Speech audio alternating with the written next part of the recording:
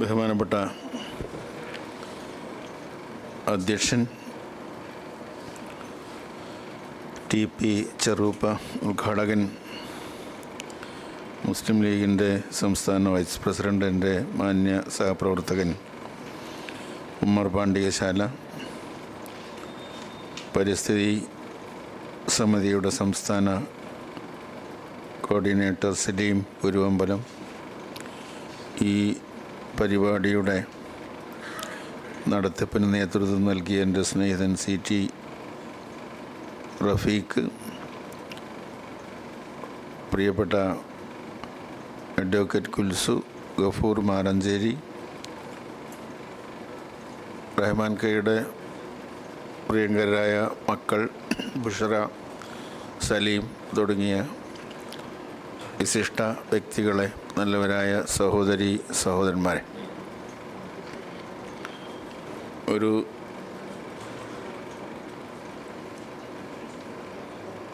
മുഖ്യ പ്രഭാഷണം എന്ന പേരിലാണ് സംസാരിക്കുന്നതെങ്കിലും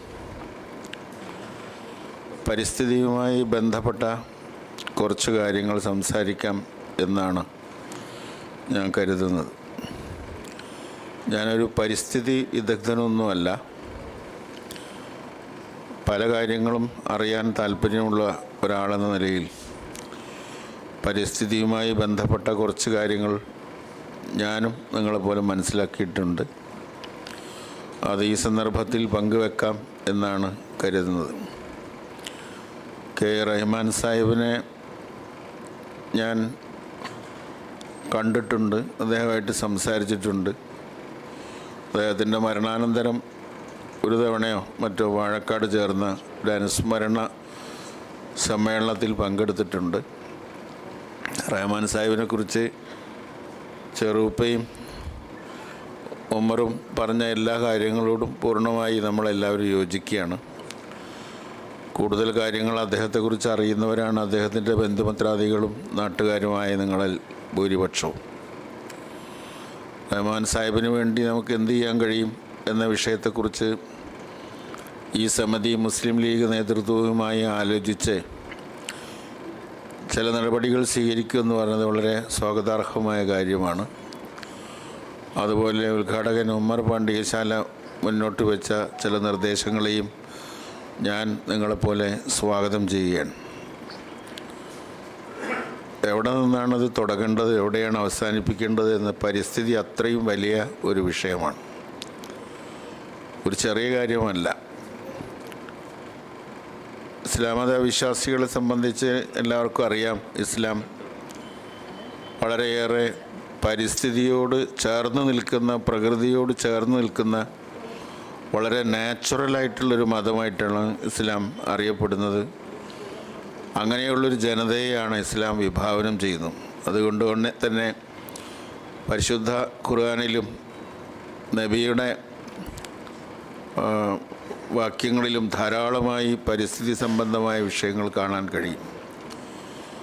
സസ്യങ്ങളെയും വൃക്ഷങ്ങളെയും ഫലമൂലാദികളെയും മൃഗങ്ങളെയും എല്ലാ ജീവജാലങ്ങളെയും അംഗീകരിക്കുകയും അവയുടെ എല്ലാം നിലനിൽപ്പിന് ആവശ്യമായിട്ടുള്ള പ്രവർത്തനങ്ങൾ നടത്തുന്നവനാണ് മുസൽമാൻ എന്ന് ഖുർആനും ഹദീസും വ്യക്തമാക്കുന്ന കാര്യങ്ങളാണ്. അത് പരിശുദ്ധ ഖുർആനിലൂടെ സഞ്ചരിച്ചാലും എല്ലാവർക്കും മനസ്സിലാക്കാൻ കഴിയുന്നൊരു കാര്യമാണ്. ഈ നമ്മുടെ ചുറ്റുപാടുകളിൽ കാണുന്ന എല്ലാത്തിനെക്കുറിച്ചും ഖുർആൻ പഠിക്കാനും മനസ്സിലാക്കാനും നമ്മളോട് ആഹ്വാനം ചെയ്യുന്നുണ്ട്. ആകാശം, ഭൂമി, നക്ഷത്രം, പ്രപഞ്ചം, ജലം, കടൽ, നദി, വൃക്ഷങ്ങൾ, പക്ഷിമൃഗാദികൾ, ഇതെല്ലാം ഖുർആനിൻ്റെ വിഷയമാണ്. ഒട്ടകങ്ങളുടെ പുറത്തിരുന്ന്, കഴുതകളുടെയും ഒട്ടകങ്ങളുടെയും പുറത്തിരുന്ന് സംസാരിക്കുന്ന അസ്ഹാബിമാരെ കണ്ടപ്പോൾ നബി പറഞ്ഞത്, നബി അവരെ ശാസിച്ചു, നിങ്ങൾക്ക് കസേരകളാക്കി ഉപയോഗിക്കാനുള്ള എല്ലാ മൃഗങ്ങൾ, നിങ്ങൾക്ക് അത്യാവശ്യം വരുമ്പോൾ അതിൻ്റെ പുറത്ത് യാത്ര ചെയ്യാം, ആവശ്യം കഴിഞ്ഞാൽ ഉടനെ ഇറങ്ങണം, അതിൻ്റെ പുറത്തിരുന്ന് സംസാരിക്കരുത്. അതുപോലെ അംഗശുദ്ധി വരുത്തുന്ന അസ്ഹാബി വെള്ളം ചെലവഴിക്കുമ്പോൾ വളരെ സൂക്ഷിക്കണം എന്ന് പറഞ്ഞിട്ടുണ്ട്. മാത്രമല്ല ഇതിലും ഉളു എടുക്കുമ്പോഴും വെള്ളത്തിനെക്കുറിച്ച് അങ്ങനെ നിബന്ധന വേണോ? ആവശ്യാനുസരണം ചെലവാക്കിക്കൂടെ എന്നുള്ള ചോദ്യത്തിന് അത് സാധ്യമല്ല, പാടില്ല എന്നാണ് അദ്ദേഹം പറഞ്ഞിട്ടുള്ളത്. അങ്ങനെ എല്ലാ വിഷയങ്ങളിലും കാണാൻ സാധിക്കും. പരിസ്ഥിതി സംരക്ഷകരായ ആളുകളുടെ ഇടയിൽ ഒരു പക്ഷേ പരിസ്ഥിതി പ്രസ്ഥാനം തന്നെ നമ്മുടെ കേരളത്തിലും ഇന്ത്യയിലും തുടങ്ങി വെച്ച ആളുകളിൽ ഒരാളാണ് കെ റഹ്മാൻ സാഹിബ് എന്ന് ഞാൻ കരുതുകയാണ്. മേധാ പട്കറും ഒക്കെ ഈ രംഗത്ത് വരുന്നതിന് മുമ്പ്, ഈ വിഷയം ഏറ്റെടുക്കുന്നതിന് മുമ്പ് തന്നെ ഈ വിഷയങ്ങളുമായി മുന്നോട്ട് പോയ ഒരു മഹത് വ്യക്തിയാണ് കെ റഹ്മാൻ സാഹിബ്. അന്ന് മേധാ പട്കറും ആരുമില്ല. ആദ്യമായി ഈ വിഷയം ഏറ്റെടുത്ത അപൂർവം ചിലരിലൊരാളാണ് അദ്ദേഹം. ഉത്തരേന്ത്യയിലോ വേറെ ഏതെങ്കിലും സ്ഥലത്ത് ഇതുപോലെ ആളുകൾ വേറെ ഉണ്ടായിരിക്കാം. പക്ഷേ നമ്മുടെ അറിവിൽപ്പെട്ടിടത്തോളം റഹ്മാൻ സാഹിബ് ഇതിനൊക്കെ തുടക്കം കുറിച്ച ഒരാളാണ്. അന്ന് മുതലാണ് പരിസ്ഥിതി പ്രസ്ഥാനം വളരെയേറെ ഊർജം സമ്പാദിച്ച് മുന്നോട്ട് പോകുന്ന സാഹചര്യം ഉണ്ടായത്. നമ്മുടെ കേരളത്തിലും മലപ്പുറം ജില്ലയിലും വാഴക്കാട്ടും ആയതുകൊണ്ടാണ് ഒരു മേധാ പട്കറുടെയും ഇന്ന് അറിയപ്പെടുന്ന പരിസ്ഥിതി പ്രവർത്തകന്മാരുടെയും നിലയിലേക്ക് അദ്ദേഹത്തിന് ഉയരാൻ കഴിയാതിരുന്നതെന്നും ഞാൻ കരുതുകയാണ്. കാരണം സ്വാഭാവികമായ ഒരു പിന്നോക്കാവസ്ഥ ഈ വിഷയത്തിൽ റഹ്മാൻ സാഹിബിനെയും ബാധിച്ചിട്ടുണ്ട്. ഇതെല്ലാം മുന്നോട്ട് കൊണ്ടുപോകുന്നതിൽ ഇതര ജനവിഭാഗങ്ങളുടെ അത്ര താല്പര്യം നമ്മുടെ ജനത പ്രകടിപ്പിക്കാറുമില്ല. അപ്പോൾ നമ്മുടെ വീഴ്ചകളുണ്ടത്. ഇവിടെയുള്ള ആളുകളുടെ അത്ര എപ്പോഴും ഒരു പ്രാധാന്യം വളരെ കുറച്ച് ഇവിടെ എന്ത് നല്ല കാര്യം ചെയ്താലും കിട്ടുള്ളൂ എന്നുള്ള ഒരു സ്ഥിതിയുണ്ട്. അതും ഒരു സംഗതിയാണ്. പക്ഷേ അദ്ദേഹം അത് ആഗ്രഹിച്ചതല്ല. ഇപ്പോൾ അദ്ദേഹത്തെ അനുസ്മരിക്കുന്ന സമയത്ത് നമ്മളത് പറയുന്നെന്ന് മാത്രം. അപ്പം അദ്ദേഹത്തിൻ്റെ സേവനങ്ങൾ പുറത്തു കൊണ്ടുവരുന്നതിനും ധാരാളമായി പ്രചരിപ്പിക്കുന്നതിനും അദ്ദേഹത്തിൻ്റെ മാർഗം സ്വീകരിച്ച് മുന്നോട്ട് പോകാൻ യുവാക്കന്മാരെ സജ്ജമാക്കുന്നതിനും നമ്മുടെ ഈ പരിശ്രമങ്ങൾ പ്രയോജനപ്പെടുമെങ്കിൽ അതാണ് ഏറ്റവും വലിയ കാര്യം. ഇപ്പോൾ ഞാൻ വളരെ പെട്ടെന്ന് ചെറിയൊരു ലേഖനമാണ്, അത് ഞാൻ വായിച്ചു തീർത്തു. അങ്ങനെ വായിക്കുന്നൊരു പണിയുണ്ട്, വളരെ വേഗം വായിച്ചു തീർക്കാവുന്ന ചില മെത്തേഡ്സ് ഉണ്ട്. അപ്പോൾ അത് വെച്ച് ഞാനത് വായിച്ചു തീർത്തപ്പോൾ അതിനകത്ത് ഒരുപാട് അമൂല്യമായ രത്നങ്ങളുള്ള റഹ്മാൻ സാഹിബിനെക്കുറിച്ച് ഇനിയും മനസ്സിലാക്കാവുന്ന, അന്വേഷിക്കാവുന്ന ധാരാളം സൂചകങ്ങൾ അതിനകത്ത് നമുക്ക് കണ്ടെത്താൻ സാധിക്കും. ആ ചെറുപ്പയുടെ ലേഖനം വേണമെങ്കിൽ ഒരു ചെറിയ ലീഫ്ലെറ്റാക്കി, ആ പുസ്തകം മുഴുവൻ വേണമെന്നില്ല, ഒരു പുസ്തകത്തിൽ ഒരു ആർട്ടിക്കിളാണ്, അതിൽ വേറെയും കുറേ ആർട്ടിക്കിളുണ്ട്. അതൊരു ലീഫ്ലെറ്റായിട്ടൊക്കെ നമ്മൾ കൊണ്ടു നടന്നാൽ നമ്മുടെ ആളുകൾക്കെങ്കിലും മനസ്സിലാക്കാൻ അത് നല്ലതെന്ന് തോന്നി എനിക്കൊരു ചെറിയ ലഘുലേഖയായിട്ടൊക്കെ. അല്ലെങ്കിൽ അതൊന്ന് മോഡിഫൈ ചെയ്തിട്ട് വേറൊരു ലഘുലേഖ ഇറക്കിയാലും മതി, ചെറുപ്പയുടെ സഹായത്തോടു കൂടി. അതിനകത്ത് ചേരുംപടി കാര്യങ്ങളൊക്കെ ഇനി ചേർക്കാൻ, അല്ലെങ്കിൽ ചേർത്തിട്ട് ഒരു ലീഫ്ലെറ്റ് അദ്ദേഹത്തിൻ്റെ പേരിൽ വേണം. ആരാണ് റഹ്മാൻ സാഹിബ്? ഇന്നത്തെ ലോകത്തിൻ്റെ ഒരു പ്രത്യേകത തന്നെ. മഹാത്മാഗാന്ധി ആരാന്ന് അറിയാത്തവരുടെ നാട്ടിലാണ് റഹ്മാൻ സാഹിബിനെ നിങ്ങൾ അറിയുമെന്ന് നമ്മൾ ചോദിക്കണം, അല്ലേ? നമ്മൾ ചാനലുകാരൊക്കെ അടുത്ത കാലത്ത് പണ്ഡിറ്റ് ജവഹർലാൽ നെഹ്റുവിൻ്റെയൊക്കെ ചിത്രം കാണിച്ചിട്ട് ചാനലുകാരിങ്ങനെ നമ്മുടെ കോളേജിൽ നിന്നൊക്കെ വരുന്ന വിദ്യാർത്ഥികളോട് ഇതാരാന്ന് ചോദിച്ചാൽ ഒരു മനുഷ്യനെ അറിയില്ലല്ലോ. അപ്പോൾ പുതിയ ഒരു തലമുറയാണ്. ആ ഒരു തലമുറ കഴിഞ്ഞു പോയി. പുതിയ തലമുറക്ക് ഇന്ത്യ അറിയില്ല, മഹാത്മാഗാന്ധി അറിയില്ല, നെഹ്റുവിനെ അറിയില്ല, ദേശീയ പ്രസ്ഥാനം അറിയില്ല, സ്വാതന്ത്ര്യം കിട്ടാൻ എന്ത് ബുദ്ധിമുട്ടുണ്ടായി എന്നറിയില്ല, പരിസ്ഥിതി എന്താണെന്ന് അറിയില്ല. അവർക്ക് അറിയാവുന്ന ഒരുപാട് കാര്യങ്ങളുണ്ട്, അത് നമുക്കറിയില്ല എന്നുള്ളതാണ് അവരും തമ്മിലുള്ളൊരു പ്രശ്നം. അപ്പോൾ അവരറിയുന്നതും നമ്മളറിയുന്നത് അവരെ അറിയിക്കുക എന്നുള്ളതാണ് ആശയവിനിമയത്തിൻ്റെ ഒരു ലക്ഷ്യം. ആ തരത്തിൽ രണ്ട് കൂട്ടരും പ്രവർത്തിക്കുകയാണ് വാസ്തവത്തിൽ ആവശ്യമായിട്ടുള്ളത്. ഈ പരിസ്ഥിതി എന്ന് പറഞ്ഞാൽ ഇപ്പോൾ മനുഷ്യവംശത്തിൻ്റെ മൊത്തം ജീവിതത്തിൻ്റെ ആരോഗ്യകരമായ നിലനിൽപ്പാണ്. പല ജീവജാലങ്ങളെക്കുറിച്ചും നമ്മൾ പറയാറുണ്ട്. ഇപ്പം സൈലൻറ്റ് വാലി ഒരു വലിയ പ്രശ്നമായിട്ട് പിന്നീട് വളർന്നു വന്നപ്പോൾ സൈലൻറ്റ് വാലി രക്ഷപ്പെടുത്തിയത് ശ്രീമതി ഗാന്ധിയാണ്, ഇന്ദിരാഗാന്ധിയാണ്. സൈലൻറ്റ് വാലി എന്ന് പറയുന്ന ആ വനം പരിസ്ഥിതി സംരക്ഷിക്കുന്നതിന് വേണ്ടി നഷ്ടപ്പെടാതെ കാത്തു സൂക്ഷിച്ചത് ഇന്ദിരാഗാന്ധിയാണെന്ന് പറയാൻ സാധിക്കും. പിന്നെ ഈ ആമുഖമായിട്ട് എനിക്ക് പറയാനുള്ള മറ്റൊരു കാര്യം, പരിസ്ഥിതിയിൽ രംഗത്ത് പ്രവർത്തിക്കുക പറഞ്ഞാൽ വളരെ സുഖകരമായ പ്രവർത്തനമാണെന്ന് ആരും കരുതരുത്. ധാരാളം സംഘർഷങ്ങളുണ്ടാവും. ഗവൺമെൻറ്റുമായിട്ട് ഏറ്റുമുട്ടേണ്ടി വരും. അത് നമ്മുടെ ഗവൺമെൻറ് ആയാലും ചിലപ്പോൾ വേണ്ടി വരും. വ്യവസായികളുമായിട്ട് ഏറ്റുമുട്ടേണ്ടി വരും. ഒരു സംഘർഷങ്ങൾ എപ്പോഴും പ്രതീക്ഷിക്കാവുന്നൊരു സംഗതിയാണ്. നിങ്ങൾക്കിപ്പോൾ ഇന്ന് തന്നെ നമ്മൾ മുസ്ലിം ലീഗിൻ്റെ പരിസ്ഥിതി പ്രവർത്തകരാണെന്ന് പറഞ്ഞാൽ ഏതെങ്കിലും ഒരു കോറിയിലേക്ക് നിങ്ങൾക്ക് മാർച്ച് ചെയ്യാൻ പറ്റുമെന്ന് നിങ്ങൾ അവിടെ എത്തുമെന്ന് എനിക്ക് തോന്നുന്നില്ല. ഇവിടുന്ന് പുറപ്പെടാൻ സാധിക്കുക അതന്നെ സംശയമാണ് എനിക്ക്.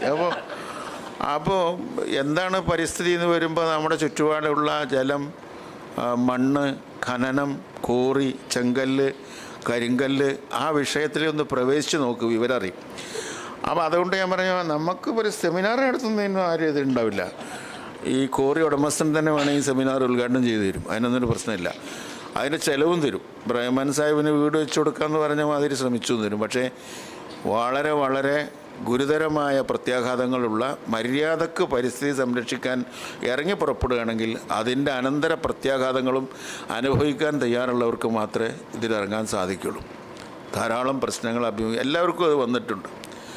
അതുകൊണ്ട് നമുക്ക് മേധാ പണിക്കർ ഇപ്പോൾ വേറെ ഒരാളാണ്. അതേമാതിരി ആ രംഗത്ത് പ്രവർത്തിക്കുന്ന പരിസ്ഥിതി നാഞ്ചി അമ്മ വേറൊരു ഇതാണ്. ഇങ്ങനെ അതിനൊരു കൂട്ടരെ നമ്മൾ ഏൽപ്പിച്ചിരിക്കുകയാണ്. അതതിനുണ്ട് ഒരു പ്രശ്നം. അത് നമ്മുടെ ഒരു പൊതു പ്രശ്നമല്ല. അത് ഇങ്ങനെ ചില വേറെ വഴിയൊന്നും ഇല്ലാത്ത ആളുകൾക്ക് ഇങ്ങനെ എന്തോ ഒരു ചെറിയൊരു ടീം ഇങ്ങനെ പരിസ്ഥിതി പറഞ്ഞ് നടക്കുന്നുണ്ട് എന്നാണ് നമ്മൾ പറയാറുള്ളത്, അല്ലേ? അപ്പോൾ ആ വിഷമങ്ങളൊക്കെ ഇതിൽ സ്വാഭാവികമാണ്. അത് നന്നായിട്ട് അനുഭവിച്ചിട്ടുണ്ടാവും റഹ്മാൻ സാഹിബ് എന്നുള്ളതിന് യാതൊരു സംശയമില്ല. ഒരു പക്ഷേ അത് ഷെയർ ചെയ്യാൻ പോലും അന്നൊരാളെ കിട്ടാത്ത കാലത്ത് അദ്ദേഹം ഒറ്റക്ക് പ്രതിബദ്ധതയോടുകൂടി നടത്തിയ പോരാട്ടം അവിസ്മരണീയമാണ്. ഒരു നിസ്സാര പ്രവൃത്തിയല്ലത്. ഇപ്പോൾ നമുക്കറിയാം, പരിസ്ഥിതി വിഷയം നമ്മൾ ആലോചിക്കുമ്പോൾ യുദ്ധങ്ങൾ നടക്കുന്നുണ്ട്. നമ്മൾ ഈ ദുനിയാവിൽ നമ്മൾ ജീവിക്കുന്ന ലോകത്ത് 5000 വർഷത്തെ മാനവരാശിയുടെ ചരിത്രത്തിനിടയിൽ 3000 യുദ്ധങ്ങളെങ്കിലും നടന്നിട്ടുണ്ട്. സ്റ്റിൽ ആ 3000 യുദ്ധങ്ങളിൽ 2-3 യുദ്ധങ്ങളെ നമുക്കറിയുള്ളൂ എന്ന് മാത്രം. നമ്മൾ പഠിച്ചിട്ടുള്ളത് 1-ാം ലോകമഹായുദ്ധം, 2-ാം ലോകമഹായുദ്ധമാണ്. എന്നും യുദ്ധങ്ങളായിരുന്നു. 5000 വർഷത്തെ ചരിത്രത്തിനിടക്ക് 3000 യുദ്ധങ്ങൾ നടന്നിട്ടുണ്ട്. ഇപ്പോഴും സ്റ്റിൽ ഇന്നും ഇത് നമ്മൾ സംസാരിക്കുമ്പോഴും ഗാസയിൽ ബോംബ് വീണുകൊണ്ടിരിക്കുക, കുട്ടികൾ മരിച്ചുകൊണ്ടിരിക്കുകയാണ്.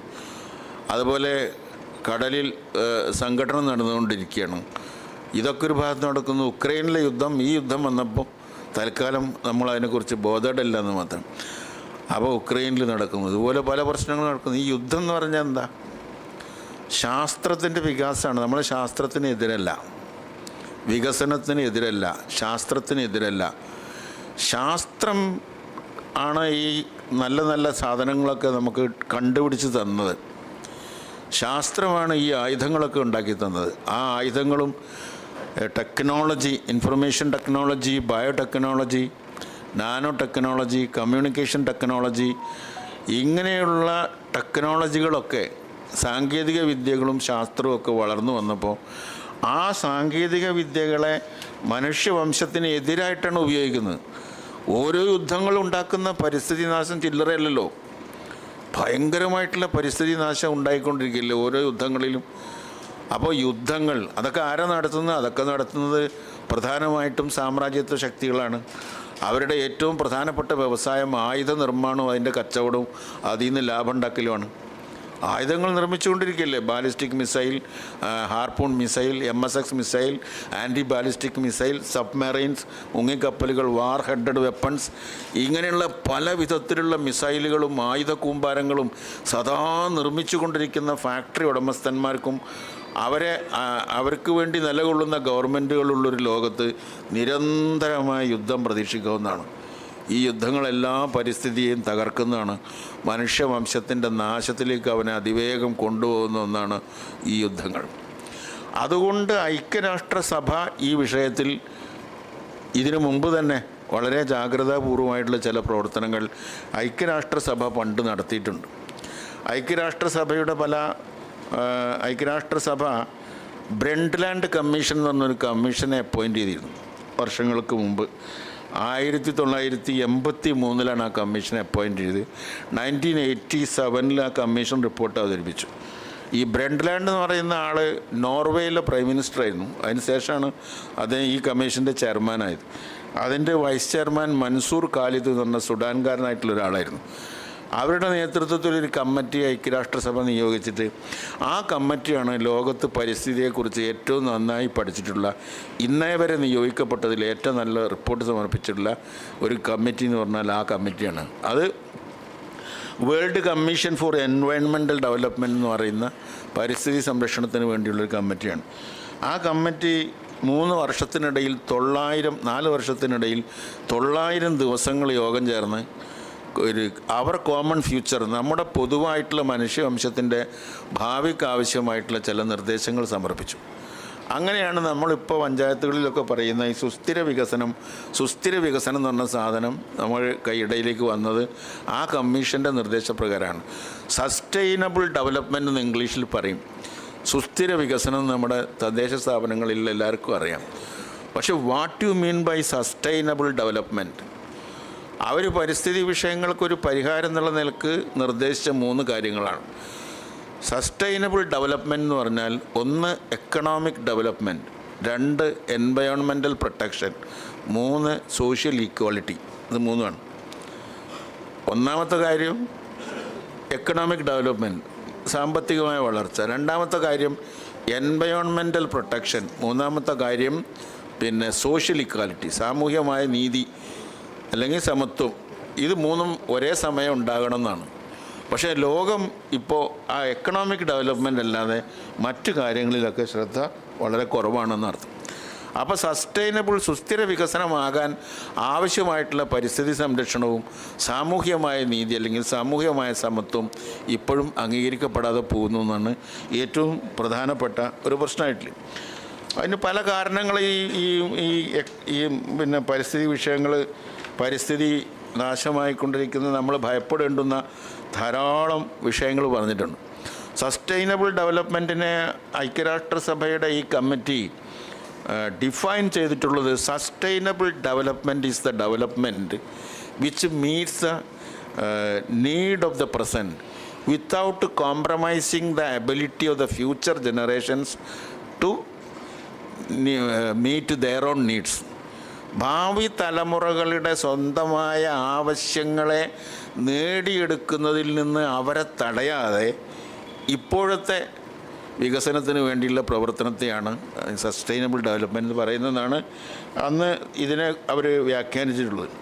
അപ്പോൾ അതിന് ഐക്യരാഷ്ട്രസഭ പല നടപടികളും പിന്നീട് സ്വീകരിച്ചിട്ടുണ്ട്. ഇപ്പോൾ അതിൽ നമ്മുടെ രാജ്യമായിട്ട് ബന്ധപ്പെട്ട വിഷയങ്ങൾ പല കാരണങ്ങളാലാണ് പരിസ്ഥിതി അപകടത്തിലാകുന്നത്, നാശമാകുന്നത്, സംരക്ഷണം ഇല്ലാതായിത്തീരുന്നത്. അവർ പറഞ്ഞതിൽ 1 അർബനൈസേഷനാണ്, നഗരവൽക്കരണം.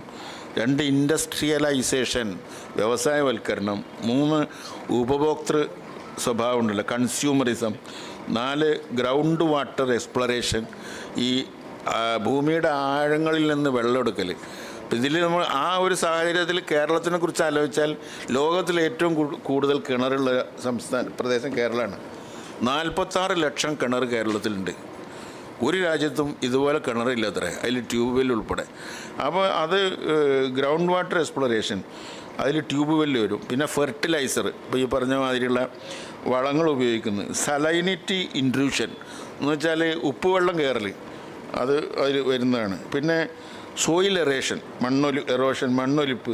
സിൽറ്റ് ഫോർമേഷൻ, ഈ ചളിയും മണ്ണൊക്കെ വന്നിട്ട് കെട്ടിക്കിടക്കുന്ന സംഭവവികാസങ്ങൾ.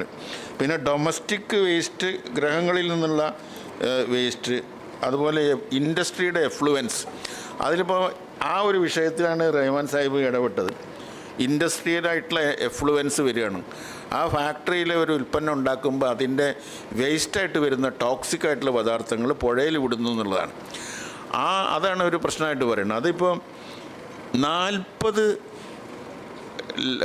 ലക്ഷം ടൺ ഇതുപോലുള്ള വ്യവസായ മാലിന്യം കേരളത്തിലെ വിവിധ പുഴകളിലേക്ക് ഒഴുക്കുന്നുണ്ടെന്നാണ് പറയപ്പെടുന്നത്. അപ്പോൾ അതുപോലെ ഒരു സംഭവമായിരുന്നു ഇവിടെ ഈ മാവൂരിൽ നടന്നുകൊണ്ടിരുന്നത്. അതാണ് തടയാൻ അദ്ദേഹത്തിന് സാധിച്ചത്. പിന്നെ പുതിയ കാലഘട്ടമായിട്ട് വെച്ച് നോക്കുമ്പോൾ വേറെയും ചില പ്രശ്നങ്ങളുണ്ട്. ഒന്ന് മോണോ കൾച്ചർ എന്ന് പറയും, ഒരേ വസ്തു കൃഷി ചെയ്യുക. ഇപ്പോൾ നമ്മൾ അതിനെക്കുറിച്ച് പറയുമ്പോൾ ഗ്ലോബലൈസേഷൻ്റെ വിഷയം വരും. ആഗോളവൽക്കരണത്തിൻ്റെ ഭാഗമായിട്ട് 1994 ഏപ്രിൽ 15 മൊറോക്കോയിലെ മരാക്കേഷിൽ വെച്ച് ലോകത്തിലെ 116 രാജ്യങ്ങൾ ഒപ്പിട്ട general agreement on tariff and trade എന്ന് പറയുന്ന ഗാട്ട് കരാർ, അതുണ്ടാക്കിയിട്ടുള്ള ഗ്ലോബലൈസേഷൻ, അതിൽ കാർഷിക മേഖലയിൽ വന്ന മാറ്റം, പിന്നെ ഇന്ത്യൻ വംശജനായിട്ടുള്ള ഒരു അമേരിക്കൻ ശാസ്ത്രജ്ഞൻ തന്നെ ആനന്ദ് ചക്രവർത്തി എന്ന് അയാളുടെ പേര്. ആനന്ദ് ചക്രവർത്തി തന്നെ സൂക്ഷ്മ ജീവികൾക്ക് പാറ്റന്റ് റൈറ്റ് വേണമെന്ന് പറഞ്ഞിട്ട് അമേരിക്കൻ കോടതികളിൽ കേസ് നടത്തി അയാൾ ജയിച്ചിട്ടുണ്ട്. അതായത് ഈ ഗ്ലോബലൈസേഷനിൽ കൃഷിയും കൂടി ഉൾപ്പെടുത്തി, വ്യവസായം കൂടി ഉൾപ്പെടുത്തി. അതിൻ്റെ 8ാമത്തെ റൗണ്ടാണ് ഉറുഗ്വ റൗണ്ട് എന്ന് പറയുന്നത്. ഇന്ത്യ ഗാട്ട് എഗ്രിമെൻറ്റിൽ പണ്ട് മുതലേ ഉണ്ട്. ഇന്ത്യ പണ്ട് മുതലേ ഉണ്ട്. അന്ന് 43 രാജ്യങ്ങളെ ഉണ്ടായിരുന്നുള്ളൂ. ഇപ്പോൾ ലോകരാജ്യങ്ങളൊക്കെ ഉണ്ട്. ചൈന അതിലുണ്ടായിരുന്നില്ല. ചൈന പിന്നെ വിട്ടുപോയിരുന്ന രാജ്യം രണ്ടാമത് തിരിച്ചു വരാൻ വേണ്ടിയുള്ള ശ്രമങ്ങൾ നടത്തി. അപ്പോൾ ഈ ഗ്ലോബലൈസേഷൻ്റെ ഭാഗമായിട്ട് കാർഷിക മേഖല കൂടി ഇതിനകത്ത് ഉൾപ്പെടുത്തിയപ്പോൾ, ഈ കരാറിൻ്റെ ഭാഗമാക്കിയപ്പോൾ കാർഷിക മേഖലയിൽ പുതിയ ശാസ്ത്ര സാങ്കേതിക വിദ്യകൾ ഉപയോഗിച്ച്, ബയോടെക്നോളജി ഉപയോഗിച്ച് നല്ല ഇനത്തിൽപ്പെട്ട കൃഷി എന്ന് പറഞ്ഞ് വേറൊരു കൃഷി ആരംഭിച്ചു. അതിൽ അവർ ഈ 3ാം രാജ്യങ്ങളിലൊക്കെ സാമ്രാജ്യത്വ രാഷ്ട്രങ്ങൾ തന്നെ നേരിട്ട് അമേരിക്കയൊക്കെ മറ്റ് രാജ്യങ്ങളിൽ 10,000-കണക്കിന് ഏക്കർ സ്ഥലം കൃഷി വാങ്ങിയിട്ട് അങ്ങനെ ഒരു 3-4 കൊല്ലം കൃഷി ചെയ്തിട്ട് ഒരേ കാർഷിക ഉൽപ്പന്നം ഉണ്ടാക്കും. അത് നല്ല മികച്ച രീതിയിൽ വിളയും. അപ്പോൾ അതിൻ്റെ വിത്ത് അവർ കൊണ്ടുവരും. മോൺസാൻഡോ എന്ന് പറയുന്ന അമേരിക്കൻ കമ്പനി വിത്ത് കൊടുക്കും, കീടനാശിനി അവർ തരും, ആ കൃഷി ചെയ്യാൻ ആവശ്യമായിട്ടുള്ള ഉപകരണങ്ങളും ഇറക്കുമതി ചെയ്യും. എന്നിട്ടൊരു 10,000 ഏക്കർ അല്ലെങ്കിൽ 1,00,000 ഏക്കർ സ്ഥലത്ത് ഒന്നിച്ച് ഒരു മുതലാളി വന്നിട്ടാണ് കൃഷി ഇറക്കുകയാണ്. അങ്ങനെ ആ മണ്ണിനെ മുഴുവൻ തിന്ന് തീർത്തിട്ട് അതിലുള്ള എല്ലാ വസ്തുക്കളും തിന്ന് തീർത്ത് യഥേഷ്ടം രാസപദാർത്ഥങ്ങളും അതുപോലെ കീടനാശിനികളും അതിൽ ഉപയോഗിച്ചിട്ട് ആ മണ്ണ് ചവച്ച് തുപ്പിയിട്ട് ലാഭം ഉണ്ടാക്കിയിട്ട് ഇതവിടെ ഉപേക്ഷിച്ചിട്ട് അവരങ്ങ് പോകും ആ സ്ഥലം. അപ്പോൾ അങ്ങനെ ഒരേ കൃഷി തന്നെ ചെയ്യുമ്പോൾ ജൈവ വൈവിധ്യങ്ങൾ ഇല്ലാണ്ടാവും എന്നർത്ഥം. വൈവിധ്യം നിലനിൽക്കണം എന്നുള്ളതാണ്. ആ ജൈവ വൈവിധ്യങ്ങൾ ഇല്ലാണ്ടാവും. ഈ ഭൂമിയിൽ 50 മില്യൺ ജീവജാലങ്ങളുണ്ടെന്നാണ് കണക്ക്. 50 മില്യൺ. അതിൽ 1.7 മില്യൺ ജീവജാലങ്ങളെ നമ്മൾ കണ്ടെത്തി തിരിച്ചറിഞ്ഞിട്ടുള്ളൂ. ബാക്കിയൊക്കെ ഒരു ചെറിയ ശതമാനം. ബാക്കിയെല്ലാം ഇപ്പോഴും അറിയപ്പെടാത്ത ജൈവ വൈവിധ്യങ്ങളുടെ ഇനത്തിൽപ്പെടുന്ന പല സ്ഥലങ്ങളിൽ, ഹിമാലയത്തിൽ, കേരളത്തിൽ ഉൾപ്പെടുന്ന പശ്ചിമഘട്ട പ്രദേശത്തൊക്കെ സ്ഥിതി ചെയ്യാണ്. അപ്പോൾ ഈ ഒരുമാതിരിയുള്ള സംഭവങ്ങൾ, അതുപോലെ ഈ ഒരേ മാതിരിയുള്ള കൃഷി, പിന്നെ വെഹിക്കുലർ എമിഷൻ എന്ന് പറയും, അതായത് വാഹനങ്ങൾ ഉണ്ടാക്കുന്ന പരിസ്ഥിതിക പ്രശ്നങ്ങൾ, പിന്നെ കണ്ടൽ കാടുകൾ നശിപ്പിച്ചത് കൊണ്ടുണ്ടാകുന്ന പ്രശ്നങ്ങൾ, പിന്നെ ഈ കടലിൽ തന്നെ 40 മില്യൺ ടൺ സാധനങ്ങൾ, പ്ലാസ്റ്റിക് സാധനങ്ങൾ ഓരോ വർഷവും ഈ ലോകത്തിലെ കടലുകളിൽ 40 ദശലക്ഷം ടൺ പ്ലാസ്റ്റിക് മാലിന്യങ്ങൾ ഇപ്പോൾ തന്നെ ഉപേക്ഷിച്ചുകൊണ്ടിരിക്കുന്നുണ്ടെന്ന് പറയുന്നത്. ഈ ഇലക്ട്രോണിക് വേസ്റ്റ് മുഴുവൻ വലിയ റോക്കറ്റ് പോലുള്ള വിമാനങ്ങളിൽ കയറ്റിയിട്ട് സ്പേസിൽ കൊണ്ടുപോയിട്ട് തള്ളും.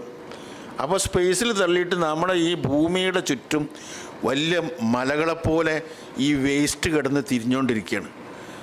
അപ്പോൾ അതിൻ്റെ ഒരു സന്തുലിതാവസ്ഥയിൽ ക്ലൈമറ്റിക് ചേഞ്ചിനൊക്കെ കാരണമാകുന്ന രീതിയിൽ ലോകത്തുള്ള ഇലക്ട്രോണിക് വേസ്റ്റ് എല്ലാം കൂടി കൊണ്ടുപോയി അതുപോലുള്ള വേസ്റ്റ് വിമാനം എന്ന് പറഞ്ഞുകൂടാ, റോക്കറ്റ് പോലുള്ള യന്ത്ര സജ്ജീകരണങ്ങളിൽ കൊണ്ടുപോയിട്ട് ഇവിടെ ഒന്നും ഇടാൻ പാടില്ലാത്തതുകൊണ്ട് ഭൂമിയെ അത് ചുറ്റി തിരിഞ്ഞ് എങ്ങനെയായാലും ഇത് പുറത്ത് പോകണില്ല. പുറം എന്നൊരു സ്ഥലമില്ലല്ലോ, ഇത് ഇവിടെ തന്നെയല്ലേ ഉള്ളൂ. ഭൂമിയുടെ പുറത്തു പോയാലും അത് ഭൂമിക്ക് ബാധകമാണ്. അതിൻ്റെ അപ്പുറത്ത് പോയാലും ഈ പ്രപഞ്ചത്തിന് വല്ല അതിർത്തി ഉണ്ടെങ്കിൽ എവിടെ കൊണ്ടുപോയി ഇടും? അപ്പോൾ ഇങ്ങനെയുള്ള ധാരാളം വേസ്റ്റുകൾ. പക്ഷേ അതൊക്കെ വരുന്നത് പ്രധാനമായിട്ടും കൺസ്യൂമറിസം കൊണ്ടാണ്.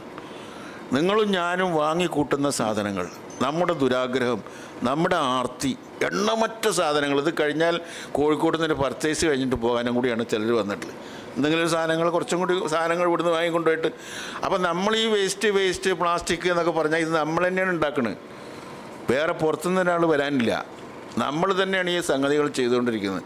ആ ഉപഭോക്തൃ മനോഭാവം, കമേഴ്സ്യലൈസേഷൻ, വ്യാപാരവൽക്കരണം, അതുകൊണ്ടുണ്ടാകുന്ന ഇപ്പോൾ എല്ലാവരും നമ്മൾ ചായ കുടിക്കലൊക്കെ ഒരു പ്രത്യേക ഗ്ലാസ്സിലാക്കി തുടങ്ങി. പിന്നെയാണ് അത് കടലാസായത്. അപ്പോൾ അതിൻ്റെ ഡിസ്പോസിബിളായിട്ടുള്ള സാധനങ്ങൾ ഇതൊക്കെ എന്ത് ചെയ്യുന്നുള്ളൊരു പ്രശ്നം. ഇതൊക്കെ എന്ത് ചെയ്യുന്നുള്ള വലിയ പ്രശ്നമാണ്. അപ്പോൾ ഇങ്ങനെയുള്ള വേസ്റ്റ് ഇതെല്ലാം തന്നെ വലിയ പ്രശ്നങ്ങൾ ഉണ്ടാക്കുന്നത്. അതുപോലെ നദികളെ സംബന്ധിച്ച് പറയുമ്പോൾ കേരളത്തിൽ, അതിപ്പോൾ നമ്മൾ വേൾഡ് കാര്യങ്ങൾ ഒഴിവാക്കി കേരളത്തിലേക്ക് മടങ്ങി വരികയാണെങ്കിൽ 44 പുഴ നമുക്കുണ്ട്. അതിൽ 41 പടിഞ്ഞാട്ടും 3 കിഴക്കോട്ടും ഒഴുകിക്കൊണ്ടിരിക്കുന്ന പുഴകളാണ്. ആ 44 പുഴകളും ഏതാണ്ട് 38 ജലാശയങ്ങളുണ്ട്, ശുദ്ധജലാശയങ്ങൾ. നമുക്ക് ഈ കരിമീനും സാധനങ്ങളൊക്കെ കിട്ടുന്ന ശുദ്ധജലാശയങ്ങൾ ഏതാണ്ട് 38 ഉണ്ട്. അതിൽ ഐക്യരാഷ്ട്രസഭ ആ വിഷയം ജലസ്രോതസ്സുകളുടെ ജലാശയങ്ങളുടെ സംരക്ഷണം സംബന്ധിച്ചൊരു കോൺഫറൻസ് വിളിച്ചിരുന്നു. ആ കോൺഫറൻസിൽ കൂടിയത് ഇറാനിൽ മറ്റാണ്, രാംസർ എന്ന് പറഞ്ഞ സ്ഥലത്താണ്. രാംസർ ഇറാനിലാണെന്നാണ് എൻ്റെ ഓർമ്മ. ആ ഇറാനിലെ റാംസർ എന്ന് പറഞ്ഞ സ്ഥലത്ത് വെച്ചിട്ടൊരു കോൺഫറൻസ് കൂടിയിട്ട് ഈ ഭൂമിയിലുള്ള സകല ജലാശയങ്ങളെയും വിവിധ രാജ്യങ്ങളിലെ ജലാശയങ്ങളെ സംരക്ഷിക്കാൻ ഒരു സ്കീമുണ്ടാക്കി. അപ്പോൾ ജലാശയങ്ങളെ ഇനം തിരിച്ചിട്ട് അവർ തയ്യാറാക്കിയ ലിസ്റ്റിൽ വരുന്ന ജലാശയങ്ങളെ രാംസർ സൈറ്റ് എന്നാണ് അറിയപ്പെടുക. അന്ന് ആ യോഗത്തിൻ്റെ സ്ഥലം വെച്ചിട്ട് രാംസർ സൈറ്റ്. ആ രാംസർ സൈറ്റിലുള്ള കുറേ ജലാശയങ്ങൾ ഇന്ത്യയിലുണ്ട്, 3 കേരളത്തിലുണ്ട്. അതേതാ രാംസർ സൈറ്റ് അറിയോ? കേരളത്തിലുള്ളത് വെമ്പനാട്ട് കായൽ, അഷ്ടമുടി കായൽ, ശാസ്താംകോട്ട കായലാണ്. അതിലേറ്റവും ബിഗ്ഗസ്റ്റ് കായൽ എന്ന് പറഞ്ഞാൽ വെമ്പനാട്ട് കായലാണ്. ബാക്കിയെല്ലാം അതിനേക്കാൾ ചെറുതാണ്. വെമ്പനാട്ട് കായൽ 4-5 ജില്ലകളിലുണ്ട്, ഒരുമിച്ചാണ് കിടക്കുന്നത്. വേറെ ഒരു കായൽ പിന്നെ 2-3 ജില്ലകളിൽ മാത്രം ബാധിക്കുന്നു, ഒരു ജില്ലയിൽ മാത്രമുള്ള ഉണ്ട്. അപ്പോൾ ഈ വേമ്പനാട്ട് കായലിൽ ഇപ്പോൾ എന്ത് സംഭവിച്ചു? ആ വെമ്പനാട്ട് കായൽ ഈ രാംസർ സൈറ്റാണ്, ഐക്യരാഷ്ട്രസഭ സംരക്ഷിക്കാൻ പറഞ്ഞതാണ്. ഒരു സംരക്ഷണം ഉണ്ടായിട്ടില്ല, അതിൻ്റെ ഒത്ത നടക്കാണ്. വല്ല തുരുത്തോ ദ്വീപോ ഉണ്ടെങ്കിൽ അവിടെ മണ്ണിട്ട് തൂർത്തിട്ട് റിസോർട്ട് ഉണ്ടാക്കിയിട്ട് ബോട്ടിൽ കൊണ്ടുപോകാനുള്ള നമ്മൾ ഏർപ്പാട്. നമ്മൾ കഴിഞ്ഞ വെക്കേഷനിലൊക്കെ നമ്മൾ അവിടെ പോയത്. അപ്പോൾ നമ്മൾ പോകുന്ന സ്ഥലം തന്നെയാണ് വേമ്പനാട്ട് കായലിൻ്റെ മധ്യത്തിൽ. ഞങ്ങളുടെ ഒരു പ്രധാനപ്പെട്ട MLA-യുടെ ഒരുപാട് റിസോർട്ടുണ്ട് അവിടെ. ഞങ്ങളൊക്കെ MLA-മാരുടെ അദ്ദേഹം വിളിക്കലുണ്ടായിരുന്നു. വെറുതെ ഒഴിവുള്ള ദിവസം ഈ അടുത്ത വെള്ളിയാഴ്ച നമ്മളെ കൂടെ വാ, അവരുടെ റിസോർട്ടിൽ പോയിട്ട് 2 ദിവസം നിന്നിട്ട് ഇങ്ങോട്ട് മടങ്ങും. പേരൊന്നും പറയരുത്, മരിച്ചുപോയി പാവം, വളരെ നല്ല മനുഷ്യനായിരുന്നു. അപ്പം അയാളിപ്പോൾ ഈ പരിസ്ഥിതി നോക്കിയിട്ട് അയാൾക്ക് ബിസിനസ് നടത്താൻ അങ്ങനെ ഓരോരുത്തർ ചെയ്യണം. കായൽ കയ്യേറിയിട്ട് കായലിൻ്റെ വലിപ്പം വളരെ കുറഞ്ഞു. ആ കായലിൽ നിന്ന് കക്ക വാരിയിട്ടാണ് പിന്നെ പല സംഗതികളും നടക്കുന്നത്. ഈ കക്ക അങ്ങനെ ഒന്നായിട്ട് വാരാൻ തുടങ്ങിയത് എന്താ എപ്പോഴറിയോ? നിങ്ങൾ ഈ വൈറ്റ് സിമൻറ്റ് വാങ്ങുന്നില്ലേ, അത് അധികം പ്രൊഡ്യൂസ് ചെയ്തിരുന്നത് കുമരകത്തു നിന്നാണ്. കുമരകം എന്ന് പറഞ്ഞാൽ ഈ കായലിൻ്റെ തീരാണ്, കോട്ടയത്തെ കുമരകം.